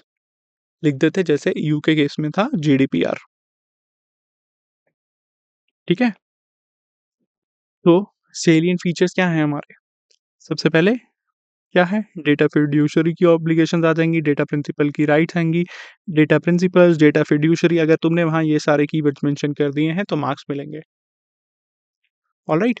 तो सबको अपनी एक्सप्लिसिट कंसेंट लेनी होगी, उनका डेटा प्रोटेक्शन अथॉरिटी बनाएगा वहाँ पर, कंप्लायंस ओवरसी करेगी, ग्रीवेंस रिड्रेसल मैकेनिज्म रहेगा और क्रॉस बॉर्डर डेटा रेगुलेशन की भी उसमें बात की है that we need adequate protection standards. फिर अगर तुम बात नहीं मानोगे तो हम पेनल्टी लगा देंगे। सिंपल चीज़, अगर तुम्हें ये अब 3-4 साल से ये न्यूज़ में चल रहा है टॉपिक, ठीक है? ऐसा नहीं है कि ये पहली बार ही न्यूज़ में आया है। बहुत टाइम से डेटा प्रोटेक्शन की बात चल रही थी, बस अब एक्ट आ गया तो इसीलिए उसने उससे फीचर्स पूछ लिए। ऑलराइट, तो तुम्हें वहाँ पर data principals, fiduciary, data protection authority, grievance redressal mechanism, cross border data, penalties इन सब की बात करनी थी। अगर ये वहाँ लिखा है तो 100% मार्क्स मिलेंगे ही मिलेंगे, अच्छे मार्क्स मिलेंगे। ठीक है? अब चलते हैं हमारे 15 मार्कर्स पे। 15 मार्कर्स में भी वही सेम ट्रेंड चलता हुआ आ रहा था। जैसे इकोनॉमी एग्रीकल्चर में करता है, 2 10 मार्कर पूछ लेता है, 2 15 मार्कर पूछ लेता है। तो क्या कर रहा है? सबसे पहले उसने क्या पूछा? लेबर कोड पे पूछ लिया। Discuss the merits and demerits of the 4 labor codes in the context of labor market reforms in India. What has been the progress so far? अब ये क्यों आया? क्योंकि बहुत ज़्यादा डिबेट चल रही थी, लेबर कोड्स डिसाइड तो हो गए बट वो इम्प्लीमेंट ही नहीं हो पा रहे। उसके अगेंस्ट प्रोटेस्ट चल रहे थे। ट्रेड यूनियंस बोलती कि करके दिखाओ इम्प्लीमेंट, हम बताते हैं तुम्हें। ऑलराइट, बाकी उसकी कंप्लायंसेस इतनी मुश्किल हैं और क्या इश्यूज था? हर स्टेट को अपने अकॉर्डिंग इसकी पॉलिसीज बनानी पड़ेंगी इम्प्लीमेंट करने के लिए, क्योंकि लेबर कौन सी लिस्ट में आता है हमारा? कॉन्करेंट लिस्ट में। ठीक है, इसीलिए तो क्या हमारे 4 लेबर कोड्स हैं? पहले ये बताने थे हमें, ये बताना बहुत ज़रूरी है। हमारे 4 labour codes, the code on wages, industrial relations code, code on social security and occupational safety health and working conditions code. इन चारों कोड का तुम्हें नाम याद होना चाहिए था। ठीक है, अगर तुमने code on wages, industrial relation, social security, health ऐसा भी कर लिखा है, रफली सिमिलर चीज़ लिखी है तो भी मार्क्स मिल जाएंगे। ठीक है, इन सब चारों का नाम वहाँ मेंशन होना चाहिए था। अब उसके मेरिट्स या डीमेरिट्स क्या है? मेरिट्स क्या है? सिंप्लीफाई कर रहा है, कंसोलिडेट कर रहा है, पहले इतने ज़्यादा हुआ करते थे तो उससे कॉम्प्लेक्सिटी कम हो जाएगी for both employers as well as for employees. फिर वेज सिक्योरिटी रहेगी। क्या हो रहा है? The code on wages ensure minimum wage standards across sectors. Social security मिलेगी। वही जो कोड है उसी का ही पर्पस। जैसे वेज कोड है तो उसका क्या है? मिनिमम वेजेस इंश्योर कर रहा है, इंडस्ट्रियल रिलेशंस की बात कर रहा है, सोशल सिक्योरिटी की बात हो रही है, occupational safety and healthy working conditions की बात हो रही है। वहाँ पे तुम्हारा ध्यान रखा जाएगा, ये इंश्योर किया जाएगा कि working condition remain safe, secure and healthy. ठीक है, फिर इंडस्ट्रियल रिलेशंस कोड में क्या है? सिंप्लीफाइज द प्रोसेस ऑफ ले offs, retrenchment closures aiming to make it easier to operate while ensuring workers' rights. तो ट्रेड यूनियन ने इसी पर ही प्रोटेस्ट किया। ठीक है, क्योंकि ट्रेड यूनियन को लगता है कि these laws will benefit industries, employers more than the employees. Alright, that is why they were protesting. अब क्या इशू है? The reforms may favor employers at the expense of workers, right? Job insecurity, वो कहेगा कि मैं notice period भी नहीं दे रहा, ले 2 दिन का नोटिस पीरियड दे रहा हूँ and you are fired. Sorry. ठीक है, तो ये इशू हो गया। फिर कंप्लायंस बर्डन की दिक्कत रहेगी। अब छोटे फर्म्स कैसे इसको मैनेज करेंगे, कंप्लाई करेंगे? जैसा जीएसटी में इशू आया था तो वो इसके साथ भी रहेगा। फिर हमारा हर स्टेट को अपने अपने लॉ सिंपल बनाने पड़ेंगे, इम्प्लीमेंटेशन में चैलेंजेस आएगा। ऑलराइट, अब हमारी क्या प्रोग्रेस हुई है ये पूछा उसने अगला सब पार्ट की, what has been the progress so far. तो अभी हमारी कितनी प्रोग्रेस हुई है? They have been passed by the parliament but are yet to be implemented. तो वो यही तुमसे चेक करना चाह रहा था कि तुम्हें कुछ पता है या नहीं। तो वो साथ में फैक्चुअल डिटेल भी देखना चाह रहा था। ठीक है? तो they are yet to be implemented. अभी रूल्स एंड रेगुलेशंस उसके फाइनल नहीं हुए। स्टेट को भी अपने laws in accordance with the new codes बनाने हैं। ठीक है? 2024 का टारगेट था, बट अभी तक they have not been implemented because of the protest. Alright? अब चलते हैं हमारे नेक्स्ट क्वेश्चन पे। नेक्स्ट क्वेश्चन भी इकोनॉमी का ही। What is the need for expanding the regional connectivity? अब वो 2016 की स्कीम 8 साल बाद पूछ रहा है। ठीक है? अब ये कौन-सी करंट अफेयर्स की 2024 की मैगज़ीन में तुमने पढ़ा था? तो ये सारे कॉन्टेम्परेरी इश्यूज़ हैं जो कुछ हमें पता रहने चाहिए। तो क्या थी स्कीम? क्या है उड़ान स्कीम? उड़े देश का आम नागरिक। हवाई चप्पल से क्या थी टैगलाइन? क्या जुमला था? हवाई चप्पल से हवाई जहाज़ तक। ठीक है? तो क्या था उड़ान स्कीम? 2016 में लॉन्च हुई थी। उसने पूछा पहला part, what is the need for expanding the regional air connectivity in India? क्या ज़रूरत है इसकी? And in this context discuss the governments उड़ान स्कीम एंड इट्स अचीवमेंट। क्या अचीव किया है उड़ान स्कीम ने अभी तक? ठीक है? तो पहले हम बताएँगे फर्स्ट सब पार्ट में कि क्या नीड है एक्सपैंडिंग की। तो हमारा जो इंफ्रास्ट्रक्चर वाला पार्ट है ये उससे रिलेटेड है। तो खुद सोचो, अगर कोई जगह पर एयरपोर्ट नहीं था, वहाँ एयरपोर्ट बना दें, वहाँ तुम्हारी एयरपोर्ट से कनेक्टिविटी करवा दें, तो क्या-क्या फ़ायदा मिलेगा? उस रीजन की इकोनॉमिक डेवलपमेंट होगी, ठीक है? तो एग्लोमरेशन इकोनॉमी बनती है, बाकी सारे एरियाज़ में मार्केट एक्सेस मिलेगी, वहाँ से रॉ मटेरियल होगा तो वो ले जाया जा सकेगा। फिर टूरिज़्म प्रमोशन होगा, जैसे स्पेसिफिक सर्किट बना दिए, जैसे रामायण सर्किट बना दिया, उसके लिए कुछ स्पेशल अयोध्या वगैरह में एयरपोर्ट बना दें, तो क्या फ़ायदा होगा? ठीक है? तो उससे हमारा टूरिज़्म प्रमोशन होगा। This is a very good thing. ठीक है? With improved air links, economic survey ने भी बोला कि जिस रीजन्स में इम्प्रूव्ड एयर लिंक्स हैं, there was 20 to 25% increase in tourist survey. तो ऑब्वियसली अब मैं अगर जाना है, लेट्स से अगर मुझे वैष्णो देवी जाना है, ठीक है? अब वहाँ डायरेक्ट अगर एयरपोर्ट बन जाए, तो मेरा कितना ईज़िली ट्रैवल कर पाऊँगा। मुझे पहले वहाँ पर जम्मू एयरपोर्ट पर नहीं जाना पड़ेगा, श्रीनगर एयरपोर्ट पर जाकर वहाँ से टैक्सी या ट्रेन लेकर नहीं जाना पड़ेगा, ठीक है? तो ऐसे इट विल हेल्प वहाँ पर इंक्रीज़ हो जाएगी, क्योंकि वो हम टाइम फ्रेम कम कर रहे हैं टूरिस्ट के लिए। टूरिस्ट को टाइम बहुत ज़रूरी है टूरिस्ट के लिए, तो हम टाइम फ्रेम उनके लिए कम कर रहे हैं, सीधा जाओ उनको डेस्टिनेशन पर पहुँचा दो, चाहे वो रिलीजियस प्लेस हो, चाहे कोई भी प्लेस हो। अब तुम्हें लक्षद्वीप घूमने जाना है, तो वहाँ डायरेक्टली एयरपोर्ट बना देते हैं। बजाय उसके कि तुम पहले केरला लैंड करो, वहाँ से तुम शिप लो, क्रूज़ लो, फिर जाओ। ऑलराइट? तो ये बेनिफिट हो गया। फिर एक्सेसिबिलिटी, इम्प्रूव एयर सर्विस से क्या होगा? हेल्थ एजुकेशन सर्विसेज़, कोई डिज़ास्टर आया, कोई कैलामिटीज़ आई, उसमें भी वी कैन हेल्प कि वहाँ इमीडिएटली हम रिलीफ़ पहुँचा सकें। जैसे लद्दाख में एयर कनेक्टिविटी से it has helped a lot कोविड-19 में। अब इसीलिए देखो टूरिज़्म कितना ज़्यादा बढ़ गया एकदम से लद्दाख में। हर कोई उठ के लद्दाख जा रहा है, एयरपोर्ट बना दिया और सारे लद्दाख जा रहे हैं। तो इकोनॉमिक डेवलपमेंट हो रही है, टूरिज़्म हो रहा है, एक्सेसिबिलिटी बढ़ रही है, ठीक है? एंड ट्रैफिक कंजेशन कम हो रही है। बाकी सारे जो मेजर एयरपोर्ट्स थे, उनकी कंजेशन कम हो जाएगी। ऑलराइट? तो ये हो गई हमारी नीड। अब हमारी उड़ान स्कीम क्या थी, वो भी थोड़ा बताना पड़ेगा। उसके बारे में बताना पड़ेगा। 1-2 पॉइंट्स शायद बता कर आओ, बट ज़रूर है, वो नहीं बताओगे तो फिर मार्क्स कटेंगे। ईयर याद नहीं है 2016 तो कोई बात नहीं, बट उसके कुछ स्पेसिफिक फीचर्स या उसका पर्पस क्या था वो बता सकते थे, बताना चाहिए था वो। क्या है? सब्सिडाइज़्ड फेयर प्रोवाइड करेगी, हवाई जहा चप्पल से हवाई जहाज़ तक, ठीक है? Airlines must offer seats, capped prices होंगे, ठीक है? बट कितने घंटे की फ्लाइट है उसके बेसिस पर हम कैप कर सकते हैं।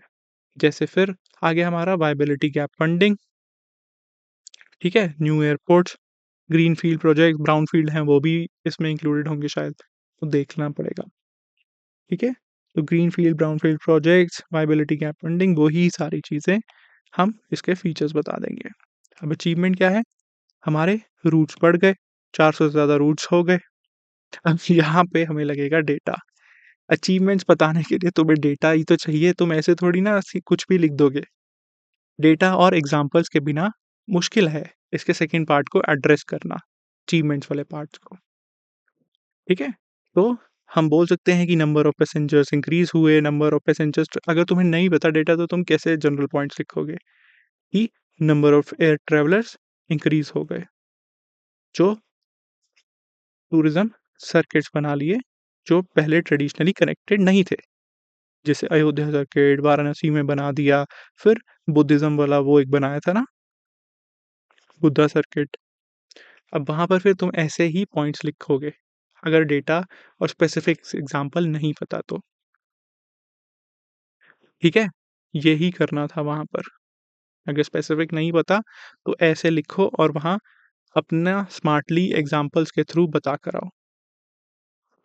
इकोनॉमिक इम्पैक्ट क्या होगा?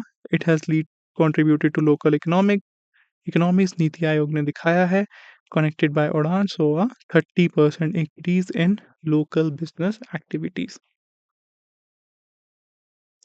ऑलराइट, तो दिस इज हाउ इसको अप्रोच करना था हमें। अब ये पॉइंट्स अगर बिना डेटा के भी लिखे हैं बट एग्जांपल्स वगैरह डाले हैं कि इस रीजन में ग्रोथ हुई, ये ऐसे सर्किट बन गए, तो मार्क्स मिलेंगे, ठीक है? बट अगर डेटा वगैरह डाला है तो दैट इज एक्सीलेंट, फिर तो बहुत अच्छा स्कोर आएगा इसमें। अब next question again is from हमारा एग्रीकल्चर। क्या पूछा है? What are the major challenges faced by the Indian irrigation system in recent times. अब इरिगेशन तो सब पढ़ते हैं, तो पूछ रहे इरिगेशन सिस्टम में सारे चैलेंजेस बता दो पहले, क्या क्या दिक्कत है सिस्टम में, ठीक है? फिर state the measures taken by the government for efficient irrigation management. Mention the measures, क्या मेजर्स लिए हैं गवर्नमेंट ने फॉर एफिशिएंट इरिगेशन मैनेजमेंट। अब ये अगेन मुश्किल पता है किस लिए ये क्वेश्चन, क्योंकि यहाँ पर 15 मार्क में तुम्हें 3 पेज भरने हैं। बात को समझो, 10 मार्कर होगा फिर भी तुम 5-5 पॉइंट बनाकर लिख सकते हो, बट 15 मार्क में तुम क्या पॉइंट जनरेट करोगे? ऑलराइट, इसीलिए ये मुश्किल हो जाता है इसको अप्रोच करना। अब क्या चैलेंजेस हैं?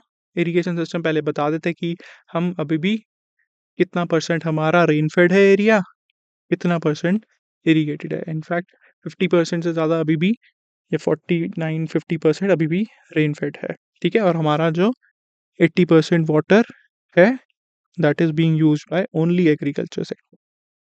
फिर वाटर यूज़ एफिशिएंसी बहुत कम है, तो क्या-क्या हमारे चैलेंजेस है? सबसे पहले वाटर स्कार्सिटी है, ग्राउंड वाटर कम होता जा रहा है, इनएफिशिएंट वाटर यूज़ है। तो इकोनॉमिक सर्वे ने क्या बोला था कि it is very low, 40 to फ 50% water is reaching the crops. Ashok Dalwai committee ने भी सिमिलर चीज़ बोली थी। यहाँ ऐसे में कमिटीज़ मेंशन कर दिया करो, बहुत ज़रूरी रहता है। तो अशोक दलवाई ने भी यही बोला था। फिर इरिगेशन इंफ्रास्ट्रक्चर हमारा आउटडेटेड है, पुअरली मेंटेन्ड है। For example 60% of canal network टूटी हुई है। क्लाइमेट चेंज का इम्पैक्ट पड़ रहा है, सोशो इकोनॉमिक फैक्टर्स आ गए कि जो हमारे बड़े लार्ज फार्मर्स हैं they are able to benefit, but small marginal farmers के पास ज़्यादा एक्सेस टेक्नोलॉजी है ही नहीं माइक्रो इरिगेशन की, ठीक है? तो ये कर देना था। अब उसके बाद उसने पूछा गवर्नमेंट मेजर्स क्या लिए हैं, गवर्नमेंट ने क्या क्या किया है? सबसे पहले तो सबसे इम्पोर्टेंट था ये तो तुम्हारे आंसर में दिखना ही चाहिए था। कृषि सिंचाई योजना, पर ड्रॉप मोर क्रॉप, हर खेत को पानी। स्प्रिंकलर इरिगेशन, ड्रिप इरिगेशन, उसके अलावा इसके लिए इरिगेशन के लिए इंफ्रास्ट्रक्चर फंड भी बनाया था, ठीक है? माइक्रो इरिगेशन फंड भी बनाया था। फिर जल शक्ति अभियान, अटल भूजल योजना, sustainable agriculture, national mission on micro irrigation, इसकी बात करेंगे। फिर सर्टेन प्रोजेक्ट्स जो माइक्रो इरिगेशन को प्रमोट कर रहे हैं, तो यही सब वहाँ लिखकर हमें था, ठीक है? अब फिर भी अगर हमारी एंड में थोड़ी-सी जगह बची तो हम लिख सकते हैं बेनिफिट्स क्या होंगे इसके? बेनिफिट्स क्या होंगे? फार्मर्स की इनकम बढ़ेगी, उनका इनपुट कॉस्ट कम हो जाएगा, हमारा ग्राउंड वाटर बचेगा, एनवायरमेंटल इम्पैक्ट कम हो जाएगा और कोई सारी चीज़ें कि अभी हम क्या है हमारे पास इश्यू, हम नेट वाटर एक्सपोर्टर हैं। ठीक है? तो माइक्रो इरिगेशन और इरिगेशन सिस्टम को अगर हम अपना ठीक कर दें, तो हम जो भी हमारे चैलेंजेस हैं, उनको ओवरकम कर सकते हैं, ये जो चैलेंजेस यहाँ थे। फिर हम एक कंक्लूजन डाल देंगे, ठीक है? अशोक दलवाई वाले पैनल ने भी बोला हुआ था ना कि माइक्रो इरिगेशन से क्या फ़ायदा होगा? 30 टू 40% वाटर वेस्टेज कम होगी। अब नेक्स्ट क्वेश्चन क्या था? Elucidate the importance of buffer stock. अब पीडीएस पढ़ाते हुए एग्रीकल्चर वाली वीडियो में हमने बफर स्टॉक्स की बात करी थी, ठीक है? बट हमने बफर स्टॉक्स को डेप्थ में जाकर नहीं पूछा था। कॉमन अंडरस्टैंडिंग हमें है बफर स्टॉक के चैलेंजेस क्या हैं, इंपॉर्टेंस क्या है वो भी पता है, चैलेंजेस क्या है वो भी पता है, बट अगेन डिफिकल्टी किस लिए आएगी? अगर ये 10 मार्कर का होता तो इस पे बहुत अच्छा आंसर बन सकता था। 15 मार्कर में फिर से 3 पेज मिलेंगे, उसमें तुम कैसे इसका आंसर लिखोगे? This is why it becomes difficult to answer. पहले बता दो बफर स्टॉक क्या है, ठीक है? तो बफर स्टॉक का क्या फायदा है इन स्टेबलाइजिंग एग्रीकल्चर प्राइसेस? तो क्या करते हैं बफर स्टॉक? प्राइस स्टेबिलिटी आएगी, फूड सिक्योरिटी होगी, वहाँ पर सपोर्ट मिलेगा फार्मर्स को। फिर इमरजेंसी के टाइम पर कभी कोविड आ गया, कभी कुछ हो गया, तो बफर स्टॉक से हम वहाँ पर राशन निकाल कर बेच सकते हैं, ठीक है? फिर ओपन मार्केट्स के सेल स्कीम्स, जो एक्स्ट्रा पड़ा हुआ है उसको बाहर निकालो गोदामों से और उसे बेच दो, ठीक है? तो कैसे वो कर रहा है? ड्यूरिंग अगर शॉर्टेज होगी हमारे पास कभी भी तो बफर स्टॉक से हम निकालेंगे, ठीक है? तो जो भी प्राइस हाइक हो रही है, जो भी होर्डिंग हो रही है, वो सारी चीज़ें इससे ओवरकम की जा सकती हैं। एक स्टेबिलिटी आ जाएगी क्योंकि हम उसकी सप्लाई बढ़ा रहे हैं। बेसिक वही इन्फ्लेशन वाला फैक्ट। अगर हमने उस चीज़ की सप्लाई बढ़ा दी, ठीक है? तो उसकी डिमांड अगर सेम ही रहेगी तो प्राइस कम हो जाएगा, ठीक है? तो प्राइस स्टेबलाइजेशन का काम, फूड सिक्योरिटी का काम, फार्मर को सपोर्ट और इमरजेंसी के टाइम पर जैसे कोविड के टाइम पर हेल्प किया था। बट अब चैलेंजेस क्या हैं with storage of buffer stock? किसने बोला ये चैलेंजेस? शांता कुमार पैनल का तो यहाँ पर नाम लिख देना चाहिए था। उन्होंने कुछ चैलेंजेस दिखाए हैं, इकोनॉमिक सर्वे ने भी बोला है, तो वहाँ पर इसीलिए ही यहाँ पर ये दोनों चीज़ें कोड कर देनी चाहिए थी। कोई भी पॉइंट लेते और वहाँ कोड कर देते। इंफ्रास्ट्रक्चर है ही नहीं, कोल्ड स्टोरेज हमारे पास है ही नहीं, और हमारी जो प्रोक्योरमेंट हो रही है पीडीएस के under that was also open ended. तो बफर स्टॉक से भी ज़्यादा हमारी प्रोक्योरमेंट हो चुकी थी। ठीक है? अगर बफर स्टॉक हमारा है, एज़्यूम कर लो, अब ये डेटा मैं एस्टीमेट एक्यूरेट नहीं दे रहा, एज़्यूम कर लो कि 1000 टन मान लेते हैं, ठीक है? जस्ट एन असम्पशन, 1000 टन का बफर स्टॉक है और हमारी प्रोक्योरमेंट कितनी हो गई? 10,000 टन। अब मेरे पास इतनी जगह ही नहीं है, मैं 9,000 टन जाकर रखूँगा, कोई जगह ही नहीं है। कोल्ड स्टोरेज है नहीं, उसका एसी नहीं चल रहा, टूटी हुई है, ठीक है? बाहर क्या कर रहे हैं? कितनी बार हमने देखा है रेलवे स्टेशन के आस-पास पड़ी होती है, बारिश आई, आंधी आई, ड्रॉट हुआ, सनलाइट आई, किसी पे कीड़े लग गए, किसी में चूहे आ गए, कोई सारी बारिश में बर्बाद हो गई। तो यही तो इश्यू है बफर स्टॉक के साथ। तो क्या बोला इकोनॉमिक सर्वे ने? That around 30% of food grains are stored in open temporary structures leading to spoilage and wastage. फिर क्वालिटी कंट्रोल का इशू, वही डिटीरियोरेशन हो जाती है, पेस्ट आ जाएँगे, मॉइस्चर, कंटामिनेशन, तो यही सारी चीज़ें हैं इसमें जो इश्यूज़ रहते हैं। अब ये शांता कुमार ने भी बोले हैं, नीति आयोग ने भी बोले हैं, इकोनॉमिक सर्वे ने भी बोले हैं, क्योंकि ये बेसिक चीज़ है। जो एग्रीकल्चर पढ़ रहा है, जाकर देख रहा है वहाँ क्या हो रहा है, सबको यही सी सब पता है इश्यूज़। फिर फाइनेंशियल बर्डन, अब उसकी प्रोक्योरमेंट कॉस्ट कितनी ज़्यादा हाई है, हमने ऑलरेडी देखा हुआ है पीडीएस पढ़ते हुए, फूड सिक्योरिटी बिल क्यों बढ़ता जा रहा है हमारा। ठीक है? इसकी जगह अगर हम डायरेक्ट सपोर्ट दे दें, स्ट्रक्चरल ट्रांसफॉर्मेशन पर जाएँ, स्ट्रक्चरल चेंजेस लाएँ एग्रीकल्चर में, तो कितना फ़ायदा होगा। ठीक है? फिर वही मिसमैच है प्रोक्योरमेंट में और एक्चुअल कंज़म्पशन में। कंज़म्पशन है ही नहीं, वो सब पड़ा हुआ वेस्ट हो रहा है, ना उसको तुम बेच रहे हो, ना तुम उसको एक्सपोर्ट कर रहे हो, तो फिर उसका क्या फ़ायदा?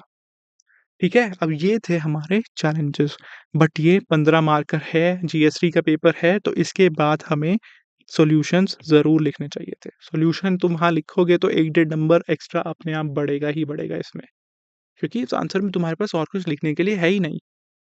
अब वो सॉल्यूशन वाला पार्ट वहाँ पर इम्प्लिसिट है कि हमें क्या करना है, ठीक है? तो शांता कुमार ले आओ, नीति आयोग ले आओ कि क्लोज़ एंडेड प्रोक्योरमेंट करो, बफर स्टॉक को ब्रीच मत करो, कोल्ड स्टोरेज इंफ्रास्ट्रक्चर पे फोकस करो और वही सारी चीज़ें। 4-5 पॉइंट इसके ईज़िली यहाँ पर हमारे बन जाते कि नीति ने ये बोला, शांता कुमार ने ये बोला, इकोनॉमिक सर्वे ने ये बोला, फिर हम कंक्लूजन पे आ जाते। सॉरी, ठीक है? तो ऐसे इसका आंसर वहाँ पर बेस्ड अपॉन आवर कंटेंट बनाया जा सकता था। इट वाज़ डूएबल, ठीक है? बट सॉल्यूशन ज़रूर लिख देने थे क्योंकि 15 मार्क का था ये। ऑलराइट, अब नेक्स्ट क्वेश्चन है हमारा again from science and technology and this is the 15 marker. क्या क्वेश्चन है? The world is facing an acute shortage of clean and safe fresh water. ठीक है, दुनिया में हमारे पास पीने का पानी खत्म होता जा रहा है, clean and safe fresh water. What are the alternative technologies which can solve this crisis? तो वो ऑल्टरनेटिव टेक्नोलॉजीज पूछ रहा है। We have to mention particular technology और उसने खुद ही बोला कि कोई भी 3 टेक्नोलॉजी को डिटेल में बताओ with their merits and demerits. Now this becomes an interesting question. वहाँ तुम्हें स्पेसिफिक टेक्नोलॉजी लिखकर आनी पड़ेगी कैसे-कैसे उससे सॉल्व होएगा। अब तुमने कितनी सोची? सबसे पहले डीसैलिनेशन तो सबने ही सोच लिया होगा, ठीक है? फिर तुमने रेन वाटर हार्वेस्टिंग भी सोच लिया होगा।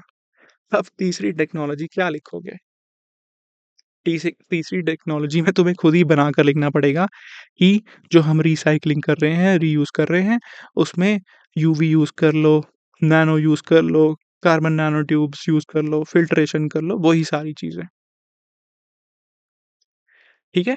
तो उसके थ्रू ये आंसर बनाया जा सकता है वहाँ पर, ऐसे ही बनेगा ये आंसर। तो क्या है? The world is facing an acute shortage of clean and safe fresh water. तो हम इसको कैसे स्टार्ट कर सकते थे? यूएन वगैरह की रिपोर्ट से या वर्ल्ड इकोनॉमिक फोरम की कि 5 बिलियन पीपल इफेक्टेड हैं, वाटर स्कार्सिटी है, इंडिया में भी फ्रेश वाटर रिसोर्सेज कम होते जा रहे हैं और बोला है कि by 2050 most of the cities हमारी डे ज़ीरो पर पहुंच जाएंगी। ठीक है, तो इसके लिए हमें क्या चाहिए? टेक्नोलॉजी यूज़ करनी है to ensure the sustainable supply of clean water. कौन-कौन सी टेक्नोलॉजीज़ हैं, वही हम बताएँगे और फिर किन्हीं 3 को डिटेल में बता दो जैसे डिसैलिनेशन, डिसैलिनेशन का क्या पर्पस है, क्या करेगा? पानी निकालेगा और पानी में से सॉल्ट अलग कर देगा। उसके बेनिफिट्स क्या है? इज़राइल वगैरह में सब जगह यूज़ हो रहा है ये, मिडल ईस्ट में भी यूज़ हो रहा है। डीमेरिट्स क्या हैं? मेरिट्स में क्या है? फ्रेश वाटर सप्लाई मिलती रहेगी। डीमेरिट्स में है बहुत ज़्यादा एनर्जी कंज्यूमिंग है, कॉस्ट हाई है, टेक्नोलॉजी कौन देगा तुम्हें डिसैलिनेशन की? इज़राइल से लेते हैं तो हैं हम, but that is very costly. फिर जो ब्राइन है, उसको कहाँ डिस्पोज़ करोगे? मैरीन इकोसिस्टम पे हार्म हो सकता है, तो उसके साथ एनवायरमेंटल कंसर्न्स हैं, ठीक है? अब rain water already it is being done, तो क्या होगा? लो कॉस्ट है इम्प्लीमेंटेशन की, ईज़िली डूएबल है और डीमेरिट्स क्या हैं? एडिक्वेट स्टोरेज इंफ्रास्ट्रक्चर चाहिए, हमारे नए स्ट्रक्चर्स बना सकने पड़ सकते हैं, चेंजेस करने पड़ सकते हैं और उसमें भी हमें एडिशनल टेक्नोलॉजी लगानी पड़ेगी कि हम वाटर क्वालिटी इंश्योर करें, ठीक है? अब डायरेक्टली उसको यूज़ नहीं कर सकते, उसमें भी एक लेवल ऑफ फ़िल्ट्रेशन तो चाहिए रहेगा, चाहे वो तुम्हारा यूवी हो, चाहे वो तुम्हारा आरओ हो, कुछ भी हो। फिर वाटर साइक्लिंग एंड रीयूज़, इसमें क्या कर रहे हैं? इरिगेशन एटसेट्रा में वहाँ पर कर सकते हैं हम अपना ग्रे वाटर या जो भी वाटर है उसको रिसाइकिल कर कर फिल्ट्रेशन के थ्रू हम रीयूज़ कर सकते हैं। अब एक स्पेसिफिक टेक्नोलॉजी है नासा ने एकूस्टिक नैनोट्यूब फिल्ट्रेशन की, ठीक है? तो एकूस्टिक साउंड बेस्ड और nanotube filtration carbon nanotubes use करती है, बट अगेन वही टेक्नोलॉजी का इशू, हाई कॉस्ट, वही सारी चीज़ें, ठीक है? तो ये हो जाएगा हमारा ये कंप्लीट आंसर। अब नेक्स्ट क्वेश्चन उसने क्या पूछा अगेन साइंस एंड टेक से, क्या क्वेश्चन है? What are asteroids? How real is the threat of them? अभी न्यूज़ में ही आ रहा था ये, ठीक है? और अभी क्या हुआ था? डार्ट मिशन नासा का, ये ज़रूर मेंशन कर देना चाहिए था, चाहे आंसर के बीच में, कंक्लूजन में, इंट्रो में, हमेशा ऐसी करंट की चीज़ें मेंशन कर देना चाहिए जो चल रही है न्यूज़ में, ठीक है? तो डार्ट मिशन इसमें मेंशन कर देना चाहिए था। अब क्वेश्चन क्या है? What are asteroids? How real is the threat of them causing the extinction of life? पहला पार्ट ये, सेकंड सब पार्ट ये, what strategies have been developed to prevent such a catastrophe? क्या किया है उसके लिए?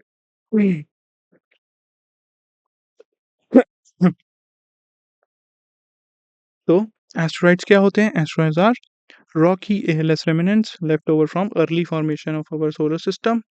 ठीक है, एस्टेरॉइड बेल्ट होती है मार्स से जुपिटर, बाकी ऑर्बिट में भी हो सकते हैं। ठीक है, अब थ्रेट क्या है हमारा? How real is the threat? तो हम बोल सकते हैं there are approximately 1000 near earth objects जो पोटेंशियली हजार्डस हैं due to their size and proximity to our planet. Alright, तो ये हम बता देंगे कि हाँ, there is a threat, possibility है, बट अभी एमिनेंट नहीं है। अब स्ट्रैटेजीज क्या है उसको रोकने के लिए? अब यहाँ पर तुम्हें स्पेसिफिक टेक्नोलॉजी पता होनी चाहिए। यहाँ तुम्हें पता होना चाहिए कि डार्ट मिशन डीडीमॉस पर गया, क्या उसने पर्पस था, कैसे वो उसको इम्पैक्ट कर कर उसका ऑर्बिट चेंज करना चाह रहा था। ठीक है, वहाँ तुम एग्जाम्पल के थ्रू बताओगे, क्योंकि उसने पूछा है हैव बीन डेवलप्ड। अभी वो फ्यूचर की बात नहीं कर रहा, वो पूछ रहा है हैव बीन डेवलप्ड, क्या क्या अभी हमने कर लिया है। ठीक है, तो क्या किया है हमने? सबसे पहले तो हम मॉनिटरिंग और ट्रैकिंग कर रहे हैं उसकी, जैसे ये स्पेसिफिक बना दिए। फिर इसरो भी अपनी खुद की भी ट्रैकिंग करता है नियर अर्थ ऑब्जेक्ट्स की। फिर डेटा शेयरिंग हो रही है, कोलैबोरेशन हो रहा है। इम्पैक्ट मिटिगेशन टेक्निक्स हमने बनाई हैं, जैसे कि नासा का डार्ट मिशन था, उसमें काइनेटिक इम्पैक्ट टेक्निक थी, जहाँ कोलाइड करेगा और उसकी ट्रेजेक्ट्री चेंज कर देगा। उसके अलावा हम ग्रेविटी ट्रैक्टर्स पे फोकस कर सकते हैं। ठीक है, अब उसका जो ऑर्बिट है that is being influenced by उसकी ग्रेविटेशनल पुल। अगर हम उसकी ग्रेविटेशनल पुल ही चेंज कर दें तो उसका ऑर्बिट भी चेंज हो जाएगा। बस यही अंडरलाइंग प्रिंसिपल है इसका, कि हम उसके पास एक ऐसा स्पेसक्राफ्ट भेजेंगे जो पूरे टाइम उसके साथ चलता रहेगा। ठीक है, and with in a short period of time या फिर लॉन्ग पीरियड ऑफ टाइम, थोड़े टाइम बाद क्या होगा, उस स्पेसक्राफ्ट की ग्रेविटेशनल पुल की वजह से एस्ट्रॉइड का भी पाथ चेंज हो जाएगा। ठीक है, ये हमारा पर्पस है, this is being done. But अब 15 मार्कर है हमारे पास, लिखने के लिए कुछ ज़्यादा नहीं है, तो हम बोलेंगे कि अपार्ट फ्रॉम दिस हम फ्यूचर प्रोजेक्ट्स पर भी काम कर रहे हैं, फ्यूचर टेक्नोलॉजीज में भी we are working like nuclear deflection. सीधा न्यूक्लियर से जाकर एस्ट्रॉइड को उड़ा दो। ठीक है, उससे भी उसका पाथ चेंज हो जाएगा, या वो टूट जाएगा, ख़त्म हो जाएगा, या उसका साइज ही ख़त्म हो जाएगा, जिससे वो हमारे लिए कैटास्ट्रोफिक ज़्यादा नहीं रहेगा।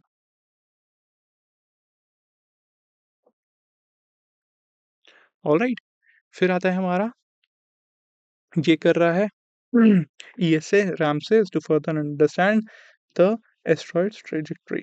यही सारी चीज़ें हैं, फ्यूचर में ये किया जा सकता है। ठीक है, तो this will be the answer for this one, asteroid वाला। अब हमारा नेक्स्ट आते हैं दो क्वेश्चंस डिजास्टर मैनेजमेंट से जो उसने पूछे। तो डायरेक्टली पहला क्या है हमारा, 15 मार्कर। क्या पूछा उसने? सेंडाई फ्रेमवर्क आ गया। क्या पूछा? डिजास्टर रेजिलियंस क्या है? ठीक है, how is it determined? described various elements of resilience framework. Also mention the global targets of Sendai framework for disaster risk reduction. ये वीडियो में जब डिजास्टर रिस्क रिडक्शन की बात हो रही थी, सेंडाई फ्रेमवर्क की बात हो रही थी, तब मैंने बोला था कि प्रायोरिटीज पढ़ लेना और ग्लोबल टारगेट्स भी देख लेना। ठीक है, बट अब 4 प्रायोरिटीज तो हम सबने याद कर ली, बट ग्लोबल टारगेट्स एग्जैक्टली याद करना वॉज डिफिकल्ट, क्योंकि वो 7 ग्लोबल टारगेट्स हैं। ठीक है, अब ये साथ के साथ ग्लोबल टारगेट्स वहाँ लिख कर आना इज़ वेरी डिफ़िकल्ट। ठीक है, अच्छे से वो रटाए होने चाहिए थे। ठीक है, प्रायोरिटीज़ तो हमने लिख दी, अगर लिख दी तो मार्क्स मिलेंगे, अच्छे मार्क्स मिलेंगे। बट ग्लोबल टारगेट 7 लिखना बिकम्स डिफ़िकल्ट, इसीलिए this question becomes difficult to approach. वो देखने में आसान लग रहा है but this is not easy. वहाँ लिखना बिकम्स मुश्किल। तो डिज़ास्टर रेज़िलियंस पूछा उसने सबसे पहले। डिज़ास्टर रेज़िलियंस क्या होता है? It is the capacity of individuals, community system to prepare, respond to, recover from, and adapt to adverse events, including natural disasters and human-made crises. ठीक है? It impacts sorry, it encompasses the ability to withstand shocks while maintaining essential functions and services कि जो भी disaster आ रहा है, हमारी कितनी capacity है, कैपेबिलिटी है कि उसको हम ओवरकम कर सकें, ठीक है? हम उसे झेल सकें। उसके बाद जो उसकी हमारी लर्निंग्स हैं, ठीक है? That is another step in this कि जो बाउंसिंग बैक तो करना है, बिल्ड बैक बेटर तो करना है, वो सबने लिख दिया होगा शायद बिल्ड बैक बेटर, ठीक है? तो बिल्ड बैक बेटर तो करना है। बट जो हमारी उसके बाद लर्निंग है, उन्हें भी इनकॉर्पोरेट करना है, ठीक है? तो यही उसकी एसेंस है बिल्ड बैक बेटर की, कि हमारी उससे लर्निंग्स आनी चाहिए and whenever we are building back better हमने वो सारी लर्निंग्स इनकॉर्पोरेट कर ली। Now how is it determined कैसे किया जा सकता है? Based upon vulnerability, preparedness, response capacity, recovery capacity, adaptation वही कीवर्ड्स ही वहाँ पर लिख कर आने थे। उसके बाद क्या है एलिमेंट्स ऑफ रेजिलियंस फ्रेमवर्क। अब इसमें तुम्हें सारी चीज़ें लिख देनी चाहिए थी। जब ऐसा क्वेश्चन फँसे ना, सारे पॉइंट्स लिख दो कि रेजिलियंस फ्रेमवर्क में क्या-क्या होगा। सबसे पहले हम रिस्क को समझेंगे, ठीक है? वल्नरेबिलिटी असेसमेंट करेंगे, रिस्क असेसमेंट करेंगे, प्रिवेंशन एंड मिटिगेशन टेक्निक्स बनाएँगे, हैज़ार्ड ज़ोनेशन मैपिंग करेंगे, ठीक है? वही सारे एग्ज़ाम्पल, वही जो-जो हमने कीवर्ड्स पढ़े थे, वो सब यहाँ लिख देने चाहिए थे। फिर preparedness planning, community engagement, response coordination, recovery rehabilitation, monitoring and evaluation. तो जो डिज़ास्टर मैनेजमेंट साइकिल वाला डायग्राम था ना, वो भी यहाँ पर बनाया जा सकता था, प्लस इसमें कुछ एडिशनल फीचर्स दे देंगे टू बिल्ड बैक बेटर, ठीक है? तो ऐसे इसको अप्रोच किया जा सकता था वहाँ पर। अब नेक्स्ट पार्ट क्या था हमारा? Global targets of the Sendai framework. अब ये 7 के 7 टारगेट याद रखना वाज़ डिफिकल्ट। ये सबने लिख दिए होंगे वैसे, क्या कुछ-कुछ लिख दिए होंगे, जैसे कि मोर्टेलिटी कम करो, इकोनॉमिक लॉस कम करो। अब ये 2-3 कॉमन सेंस से हो सकते हैं। इंटरनेशनल कोऑपरेशन बढ़ाओ, ठीक है? इंटीग्रेट करो डिज़ास्टर रिस्क रिडक्शन को। बट बाकी जो 3 एग्ज़ैक्ट हैं, वो लिखना थोड़ा मुश्किल है। हम्म। ठीक है? तो इसीलिए ये बन जाता है मुश्किल क्वेश्चन। बट अगर ये पार्ट रेज़िलियंस वाले पार्ट में तुमने यहाँ पॉइंट्स लिख दिए सारे, तो एग्ज़ामिनर मार्क्स देगा, फ़िक्र की बात मत करो। सोचो मत, टेंशन मत लो, you will be getting marks इसमें। ऑलराइट, अब चलते हैं हमारे नेक्स्ट क्वेश्चन पे। अब नेक्स्ट क्वेश्चन आया हमारा अर्बन फ्लडिंग पे। This was predicted already, disaster management की वीडियो में हमने देख लिया था एंड पूरा इसको डिस्कस किया था, सारे पार्ट्स। बोला था कि इस बार बहुत चांसेस हैं अर्बन फ्लडिंग पूछेगा या हीट वेव पूछेगा। तो क्या पूछा है उसने? Flooding in urban areas is an emerging climate induced disaster. Alright, कि कैसे क्लाइमेट चेंज की वजह से अर्बन फ्लडिंग बढ़ रही है। तो इसमें मैंने बोला था आईपीसीसी की रिपोर्ट लिख दिया करो। आईपीसीसी सिक्स्थ असेसमेंट रिपोर्ट ने बोला है extreme weather events like urban flooding बढ़ती जाएंगी due to climate change. So directly हम इंट्रोडक्शन इसी से ही स्टार्ट कर सकते थे, ठीक है?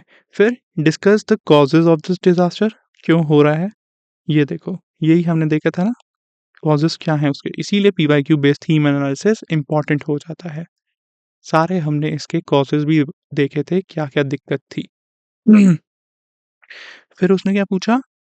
Mention the features of 2 such major disasters in the last 2 decades. ये भी बोला था कि लिस्ट याद रखना, वहाँ पर इंडिया का मैप बनाकर दिखा देना कहाँ-कहाँ पर आए थे। बट अब उसने 2 पर्टिकुलर पूछे हैं, 2 मेजर बताने हैं हमें। तो कोई भी हम 2 एग्ज़ाम्पल देकर बता देंगे कि कहाँ आए और क्या इम्पैक्ट पड़ा। फिर हमारा पॉलिसी और फ्रेमवर्क क्या है टू टैकल सच फ्लड्स, क्योंकि वो हर बार फ्रेमवर्क पूछता था, ठीक है?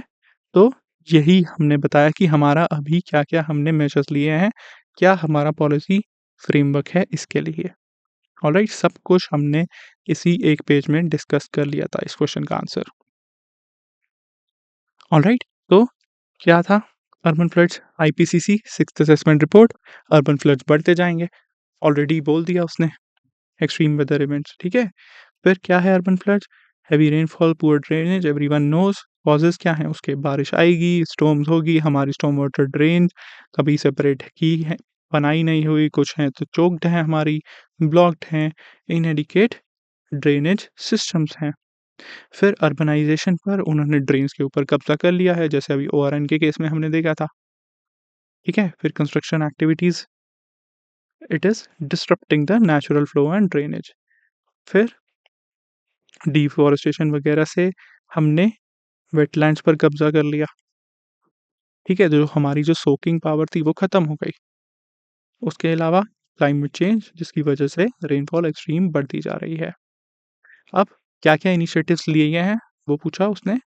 मेंशन द फीचर्स ऑफ दो सच मेजर फ्लड, तो हम बता सकते थे, मुंबई बता सकते थे। ठीक है, मीठी नदी आई थी वहां पर, उसकी वजह से अर्बन फ्लड आ गया था मुंबई में। चेन्नई का एग्जाम्पल दे सकते थे। ठीक है, दिस वॉज समवेयर अराउंड, शायद दिसंबर के अराउंड हुआ था ये 2015 में। हेवी रेनफॉल तो कॉज क्या आइडेंटिफाई किया था उसमें, encroachment of water bodies, poor storm water management.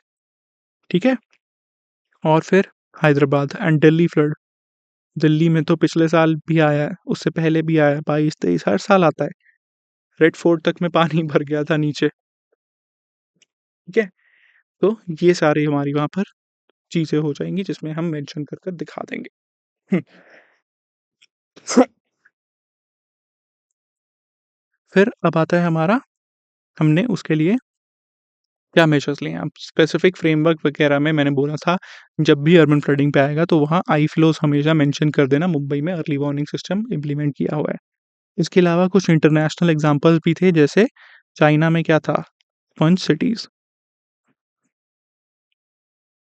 ठीक है, तो क्या क्या किया है, national flood risk management plan बनाया है।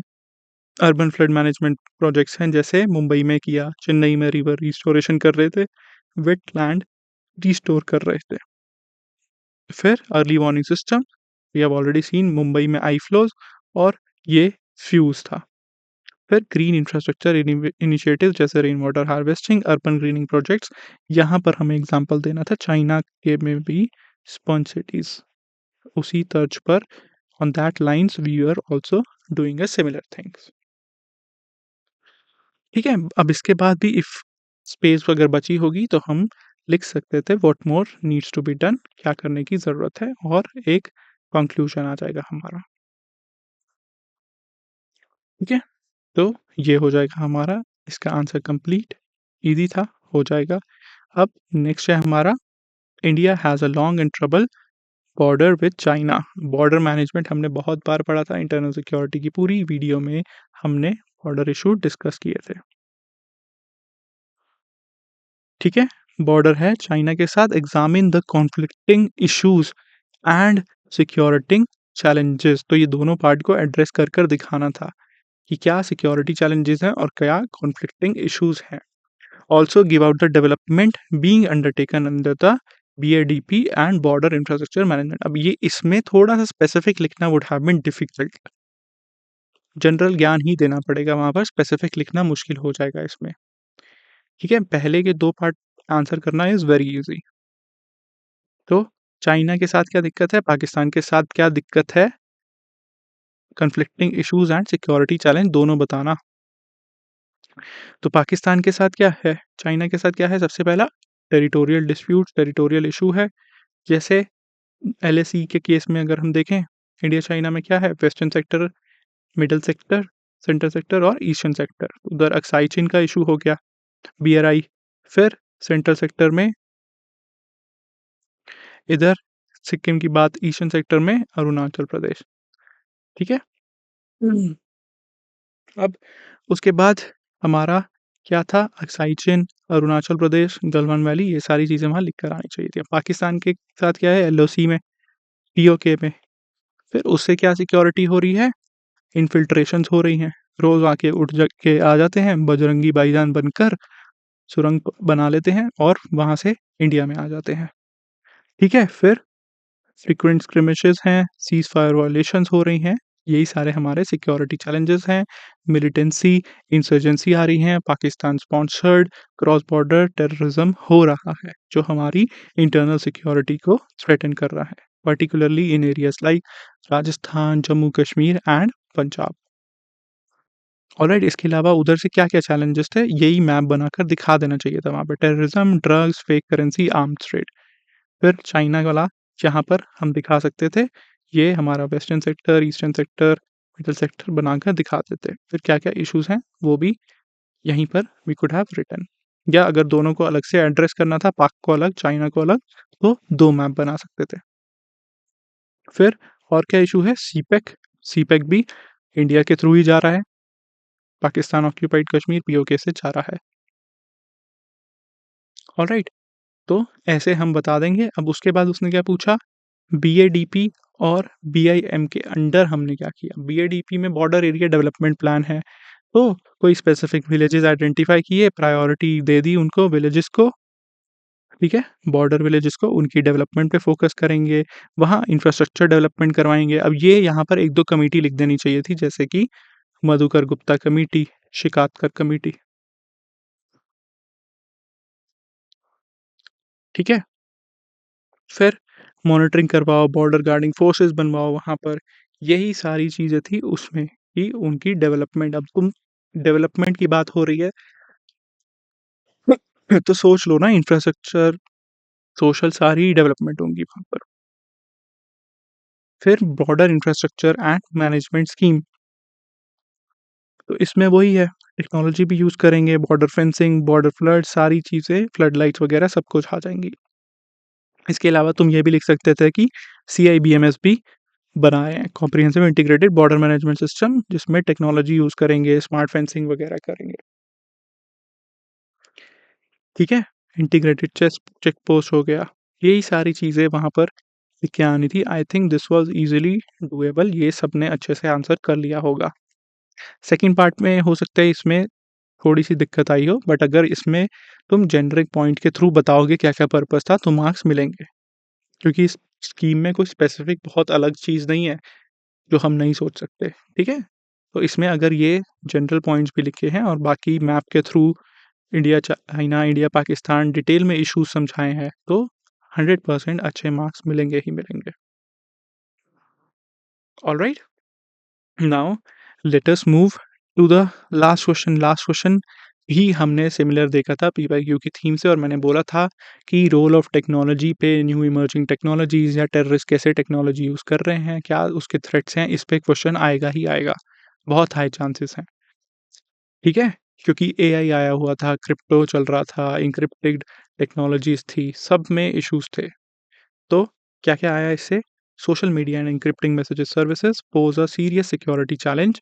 What measures have been adopted at various levels to address the security implications of social media? Also suggest other remedies to address the problems. पहले तो बताना है social media and encrypting messages services से हमें क्या-क्या challenges हैं, दोनों से बताना है। It is not just encrypting messages, social media से भी क्या चैलेंजेस हैं वो बताओ। फिर हमने मेजर्स क्या लिए हैं और रेमेडीज़ क्या हैं। अब ये सिमिलर क्वेश्चन हमने डेली आंसर राइटिंग में भी अपना कवर किया था, under our answer writing programme, ठीक है। अब उसने उसके बाद क्या पूछा लास्ट में, रेमेडीज़ बताओ। तो क्या सबसे पहले इंटरनल सिक्योरिटी चैलेंजेस और इश्यूज़ क्या हैं? देख लेते हैं। क्या था? Manipulation of public opinion and fake news करते हैं वो सोशल मीडिया से, जैसे doctor videos, miss information, disinformation campaign चलाते हैं। फिर रेडिकलाइजेशन करते हैं, जैसे आईएसआईएल, लश्कर-ए-तैयबा, वो सब फेसबुक, व्हाट्सएप, इंस्टाग्राम यूज़ कर रहे हैं to radicalise and recruit the youth. उसके अलावा कम्युनल वायलेंस के केस में हमने देखा मिस इन्फॉर्मेशन कैसे चीज़ें बढ़ा रही हैं। फिर क्यों यूज़ कर रहे हैं वो, प्लानिंग एंड कोऑर्डिनेटिंग अटैक्स, क्योंकि टेलीग्राम, व्हाट्सएप, सारी चीज़ें इनक्रिप्टेड हो गई, तो हमारी सिक्योरिटी एजेंसीज उनके मैसेजेस इंटरसेप्ट कर कर नहीं देख पाएगी, ठीक है। तो encryption technique is benefiting them to share information, जिसके बेसिस पर वो अपने अटैक्स कोऑर्डिनेट कर रहे हैं, प्लान कर रहे हैं।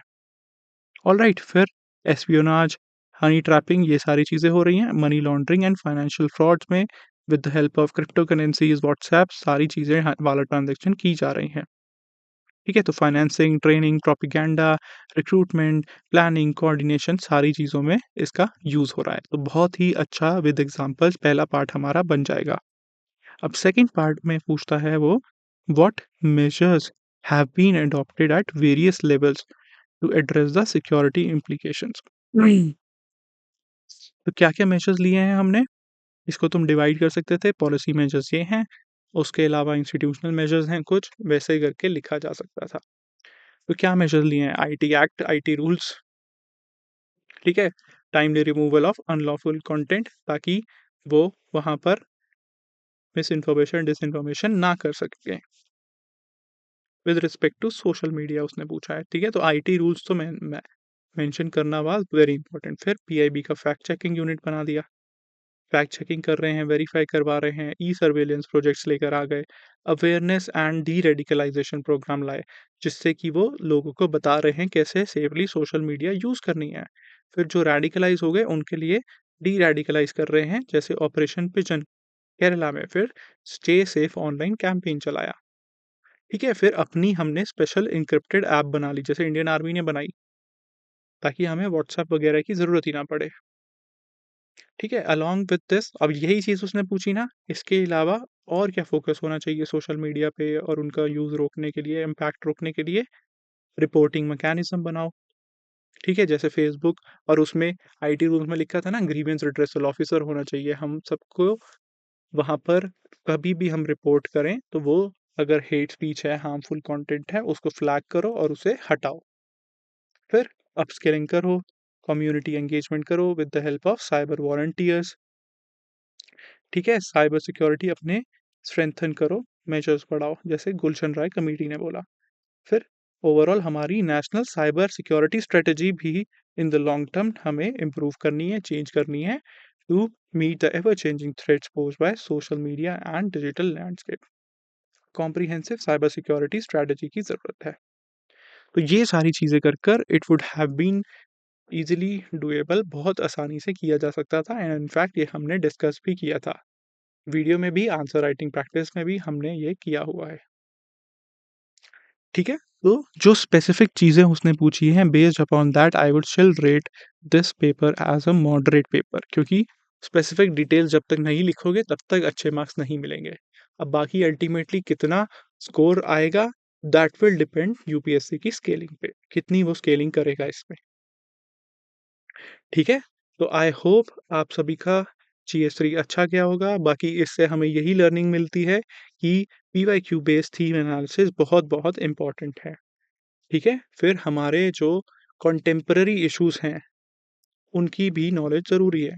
जैसे साइंस एंड टेक में टोल वगैरह चल रहा है, तो उसका टेक्नोलॉजी पता होनी चाहिए। इन्फ्लेशन पे रोज़ आर्टिकल आ रहा है, तो तुम्हें पता होना चाहिए इन्फ्लेशन कैसे कंट्रोल करनी है, आरबीआई का क्या रोल है। अगर वो 6% का, और वो जो है ना 4 प्लस माइनस 2, अगर वो ब्रीच होती है तो क्या होगा? वो इंडियन एक्सप्रेस एक्सप्लेन में बहुत अच्छे से बताया हुआ है।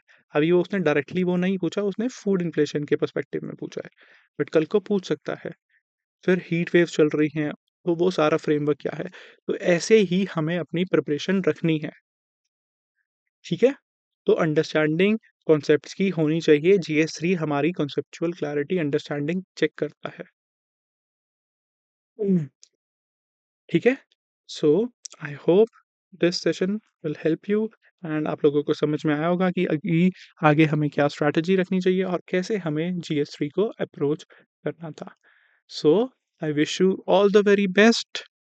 कीप राइटिंग, कीप प्रैक्टिसिंग, ठीक है? और अभी आगे ऑप्शनल पे अच्छे से फ़ोकस करना।